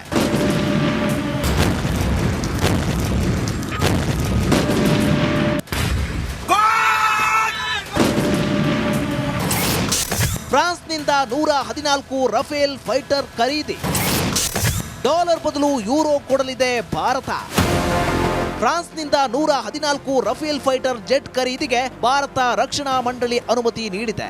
ಕಳೆದ ಕೆಲವು ತಿಂಗಳಲ್ಲಿ ಹಲವಾರು ದೇಶಗಳೊಂದಿಗೆ ಪ್ರಮುಖ ಒಪ್ಪಂದಗಳನ್ನ ಮಾಡಿಕೊಳ್ಳುವಲ್ಲಿ ನಿರತವಾಗಿರುವ ಭಾರತ ಇದೀಗ ಫ್ರಾನ್ಸ್ನಿಂದ ರಫೇಲ್ F4 ಫೈಟರ್ ಜೆಟ್ ಖರೀದಿಗೆ ಮುಂದಾಗಿದೆ. ಫ್ರಾನ್ಸ್ ಅಧ್ಯಕ್ಷ ಎಮ್ಯಾನ್ಯುಯಲ್ ಮ್ಯಾಕ್ರನ್ ಇದೇ ತಿಂಗಳು 19, 20ರಂದು ಭಾರತ ಭೇಟಿ ಕೈಗೊಳ್ಳಲಿದ್ದಾರೆ. ಆಗ ಭಾರತ 114 ರಫೇಲ್ ಜೆಟ್ಗಳ ಒಪ್ಪಂದಕ್ಕೆ ಸಹಿ ಹಾಕುವ ಸಾಧ್ಯತೆ ಇದೆ. ಈಗಾಗಲೇ ಅನುಮೋದನೆ ಪಡೆಯಲಾಗಿರುವ 42 ಸ್ಕ್ವಾಡ್ರನ್ಗಳನ್ನ 29 ಸ್ಕ್ವಾಡ್ರನ್ಗಳಿಗೆ ಇಳಿಸಲಾಗಿದ್ದು, ಫ್ರಾನ್ಸ್ನಿಂದ 114 ರಫೇಲ್ ಫೈಟರ್ ಜೆಟ್ಗಳನ್ನ ಸ್ವಾಧೀನಪಡಿಸಿಕೊಳ್ಳಲಾಗ್ತಿದೆ. ಇದು 3,25,000 ಕೋಟಿ ಮೌಲ್ಯದ ಬೃಹತ್ ಒಪ್ಪಂದವಾಗಿದ್ದು, ಈ ಒಪ್ಪಂದದ ವ್ಯವಹಾರ ಡಾಲರ್ ಮೂಲಕ ನಡೆಯುವುದಿಲ್ಲ. ಅಷ್ಟು ಹಣವನ್ನ ಭಾರತ ಯೂರೋದಲ್ಲಿ ಕೊಡಲಿದೆ. ಇದು ಭಾರತದ ಅತಿ ದೊಡ್ಡ ಯುದ್ಧ ವಿಮಾನ ಖರೀದಿ ಒಪ್ಪಂದವಾಗಿದೆ. ಸದ್ಯ ಭಾರತೀಯ ವಾಯುಪಡೆ ಹಲವು ಸ್ಕ್ವಾಡ್ರನ್ ಕೊರತೆ ಎದುರಿಸುತ್ತಿದೆ. ಈಗ ಭಾರತ 29 ಫೈಟರ್ ಸ್ಕ್ವಾಡ್ರನ್ಗಳನ್ನ ನಿರ್ವಹಿಸುತ್ತಿದೆ. 114 ರಫೇಲ್ ಜೆಟ್ ಪೈಕಿ 14 ಸಿದ್ಧ ವಿಮಾನಗಳು ಸಿಗಲಿವೆ. ಉಳಿದ ಯುದ್ಧ ವಿಮಾನ ಭಾರತದಲ್ಲೇ ತಯಾರಾಗಲಿವೆ. ಯುದ್ಧ ವಿಮಾನಗಳ ಶೇಕಡ 80ರಷ್ಟನ್ನು ದೇಶೀಯವಾಗಿ ಉತ್ಪಾದಿಸುವ ನಿರೀಕ್ಷೆ ಇದೆ. ಸ್ಥಳೀಯ ಉತ್ಪಾದನೆ ಮತ್ತು ವಿಮಾನಗಳ ಜೋಡಣೆಗಾಗಿ ಭಾರತೀಯ ಖಾಸಗಿ ವಲಯದ ಕಂಪನಿಗಳೊಂದಿಗೆ ಡಸಾಲ್ಟ್ ಏವಿಯೇಷನ್ ಒಪ್ಪಂದ ಮಾಡಿಕೊಳ್ಳುವ ನಿರೀಕ್ಷೆ ಇದೆ.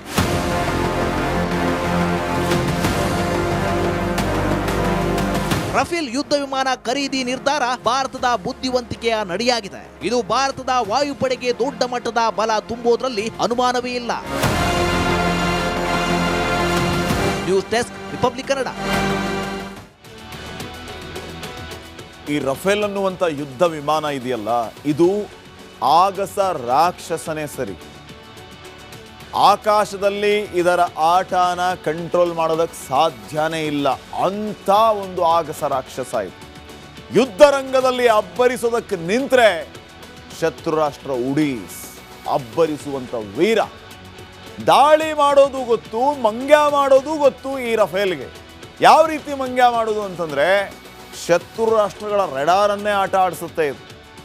ಎಲ್ಲಿದೆ ರಫೇಲ್ ಅಂತ ಗೊತ್ತೇ ಆಗಬಾರದು, ಆ ರೀತಿ ಆಟ ಆಡಿಸುತ್ತೆ.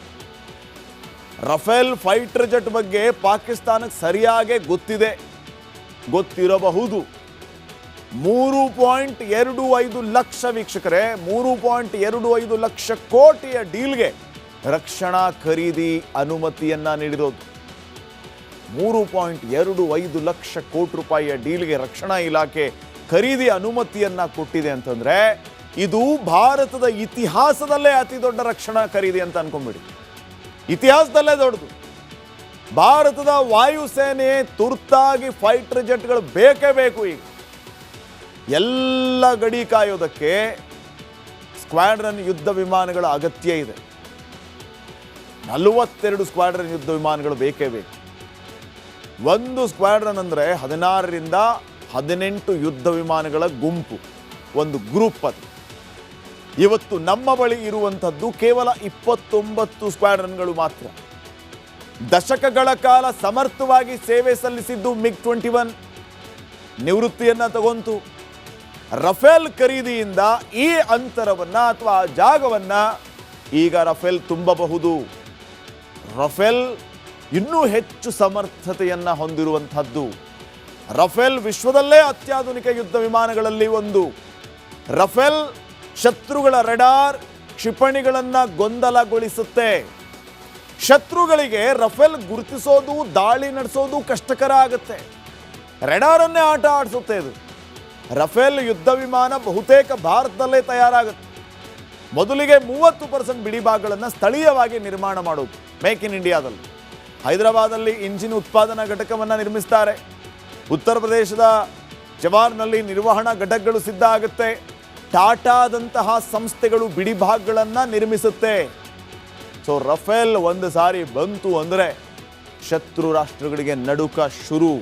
ಈಗಾಗಲೇ ರಕ್ಷಣಾ ಇಲಾಖೆ ಅನುಮತಿಯನ್ನು ಕೊಟ್ಟಾಗಿದೆ ಖರೀದಿ ಮಾಡೋದಕ್ಕೆ 3.25 ಲಕ್ಷ ಕೋಟಿ. ದೊಡ್ಡ ಡೀಲ್. ಶತ್ರು ರಾಷ್ಟ್ರಗಳಿಗೆ ಈಗ ಆತಂಕ ಶುರುವಾಗಿದೆ. ನಮ್ಮ ಭಾರತ ಈಗ ಇನ್ನಷ್ಟು ಸಶಸ್ತ್ರ ಭಾರತ ಮತ್ತು ಸಶಕ್ತ ಭಾರತ. ನೆಕ್ಸ್ಟ್, T20 ವಿಶ್ವಕಪ್ನಲ್ಲಿ ತನ್ನ ನಾಟಕವನ್ನ ಮುಂದುವರಿಸಿರುವ ಪಾಕಿಸ್ತಾನ್ ಭಾರತ ವಿರುದ್ಧದ ಪಂದ್ಯ ಬಹಿಷ್ಕಾರವನ್ನ ಹಿಂಪಡಿಬೇಕಾದ್ರೆ 3 ಬೇಡಿಕೆಗಳನ್ನು ಈಡೇರಿಸಬೇಕು ಅಂತ ಆಗ್ರಹಿಸಿದೆ. ಆದರೆ ICC ಎಲ್ಲ ಬೇಡಿಕೆಗಳನ್ನು ಸಾರಾಸಗಟಾಗಿ ತಿರಸ್ಕಾರ ಮಾಡಿದೆ. ಬೇಕಾದ್ರೆ ಆಡ್ರಿ, ಇಲ್ಲಾಂದ್ರೆ ಹೋಗ್ರಿ ಅಂತ ಹೇಳಿ. ಆದರೂ ಪಾಕಿಸ್ತಾನ್ ಭಾರತದ ಜೊತೆಗೆ ಪಂದ್ಯ ಆಡೋದಕ್ಕೆ ಒಪ್ಕೊಳ್ಬೇಕು. ಒಂದು ವರದಿದೆ, ನೋಡ್ಕೊಂಡ್ಬನ್ನಿ.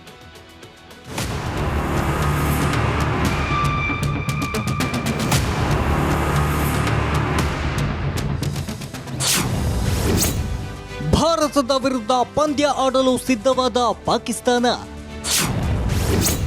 ಐಸಿಸಿಗೆ 3 ಬೇಡಿಕೆ, ಬಾಂಗ್ಲಾ ಮೇಲೆ ಎಲ್ಲಿಲ್ಲದ ಪ್ರೀತಿ.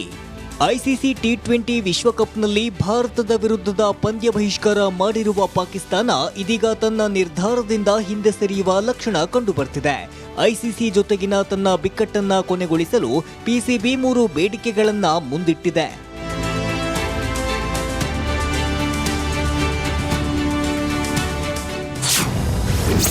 ಪಾಕಿಸ್ತಾನದ 3 ಬೇಡಿಕೆ. ಐಸಿಸಿ ಮುಂದೆ ಪಾಕಿಸ್ತಾನ 3 ಬೇಡಿಕೆ ಇಟ್ಟಿದೆ. ಮೊದಲನೇದಾಗಿ ಬಾಂಗ್ಲಾದೇಶಕ್ಕೆ ಐಸಿಸಿಯಿಂದ ಹೆಚ್ಚಿನ ಆರ್ಥಿಕ ನೆರವು ನೀಡಬೇಕು. ಮೂಲಸೌಕರ್ಯ, ಪ್ರತಿಭಾ ಅಭಿವೃದ್ಧಿ ಮತ್ತಷ್ಟು ಹಣಕಾಸು ಬೇಕು. ಎರಡನೇದಾಗಿ ಬಾಂಗ್ಲಾದೇಶ ಈಗಾಗಲೇ T20 ಟೂರ್ನಿಯಿಂದ ಹೊರಗುಳಿದಿದೆ. ಆದರೂ ಟೂರ್ನಿಯಲ್ಲಿ ಭಾಗಿಯಾಗಿದೆ ಎಂದು ಶುಲ್ಕ ಕೊಡಬೇಕು. ಎಲ್ಲ ತಂಡಗಳು ತಯಾರಿಕೆಯಲ್ಲಿ ಹೆಚ್ಚಿನ ಹೂಡಿಕೆ ಮಾಡುತ್ತದೆ. ಪಂದ್ಯಾವಳಿಯ ಪ್ರದರ್ಶನ ಲೆಕ್ಕಿಸದೆ ಆರ್ಥಿಕ ಭದ್ರತೆಗೆ ಎಲ್ಲ ತಂಡಗಳು ಅರ್ಹವಾಗಿದೆ ಎಂದು ಪಾಕ್ ಹೇಳಿದೆ. ಅಲ್ಲದೆ ಮುಂದಿನ ದಿನಗಳಲ್ಲಿ ಬಾಂಗ್ಲಾದೇಶಕ್ಕೆ ಹೆಚ್ಚಿನ ಆದ್ಯತೆ ಕೊಡಬೇಕು ಎಂದು ತಿಳಿಸಿದೆ.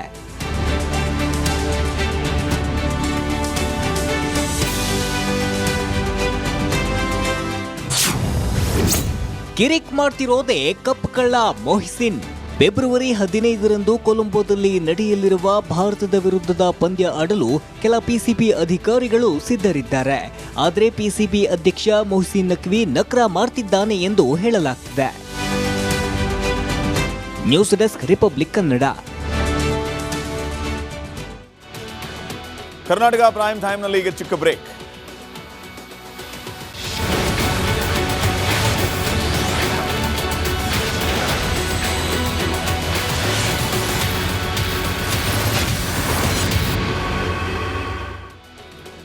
Welcome back. ಕೆನಡಾದಲ್ಲಿ ಕನ್ನಡಿಗನ ಬರ್ಬರ ಕೊಲೆಯಾಗಿದೆ.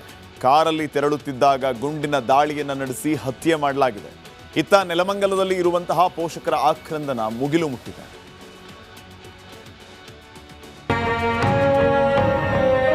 ಸುಖಪಡ ಕಾಲದಲ್ಲಿ ಹೊರಟೋದ ಸರ್.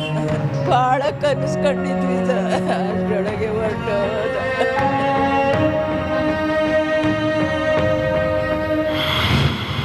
ಕೆನಡಾದಲ್ಲಿ ಕನ್ನಡಿಗನಿಗೆ ಗುಂಡಿಟ್ಟು ಕಗ್ಗೋಲೆ. ನೆಲಮಂಗಲ ತ್ಯಾಮಗೊಂಡ್ಲು ನಿವಾಸಿ ಚಂದನ್ ಹತ್ಯೆ. ಕೆನಡಾದಲ್ಲಿ ಕಿರಾತಕರ ಅಟ್ಟಹಾಸ. ಗುಂಡೇಟಿಗೆ ಬಲಿಯಾದ ಕನ್ನಡಿಗ. ನೆಲಮಂಗಲ ತಾಲೂಕಿನ ತ್ಯಾಮಗೊಂಡ್ಲು ನಿವಾಸಿ ಚಂದನ್ ಕಳೆದುಕೊಂಡು ಕುಟುಂಬಸ್ಥರ ಆಕ್ರಂದನ. ಮನಸ್ಸಿಗೆ ತುಂಬ ನೋವಾಗುತ್ತೆ. ಅವನ ಮುಖ ನೋಡಿ ನಾವು ಸಂತೋಷ ಪಡ್ತಿದ್ವಿ. ಈಗ ಅವನೇ ಇಲ್ಲ ಅಂದರೆ ಮನ್ಸಿಗೆ ತುಂಬ ನೋವಾಗುತ್ತೆ. ನಾವಿನ್ಯಾತಕ್ಕೆ ಬದುಕಿರಬೇಕು ಅಂತ ಮನ್ಸಿಗೆ ತುಂಬ ನೋವಾಗುತ್ತೆ ಸರ್. ತಂದೆ ತಾಯಿಗೆ ಒಂದು ಮನೆ ಕಟ್ಕೊಡ್ಬೇಕು. ಇದು ಹಳೆ ಮನೆ, ವಯಸ್ಸಾಗ್ಬಿಟ್ಟೈತೆ ಅಂತಂದ್ಬಿಟ್ಟು ಮೊನ್ನೆ 60 ಲಕ್ಷ ಕೊಟ್ಟು ನೆಲಮಂಗಲದಲ್ಲಿ ಅವನೇ ತಗೊಂಡಿದ್ದ ಸರ್. ಅಲ್ಲಿ ಮನೆ ಕಟ್ಟಬೇಕು ಅಂತ ಎಲ್ಲ ರೆಡಿ ಮಾಡ್ಕೊಂಡು.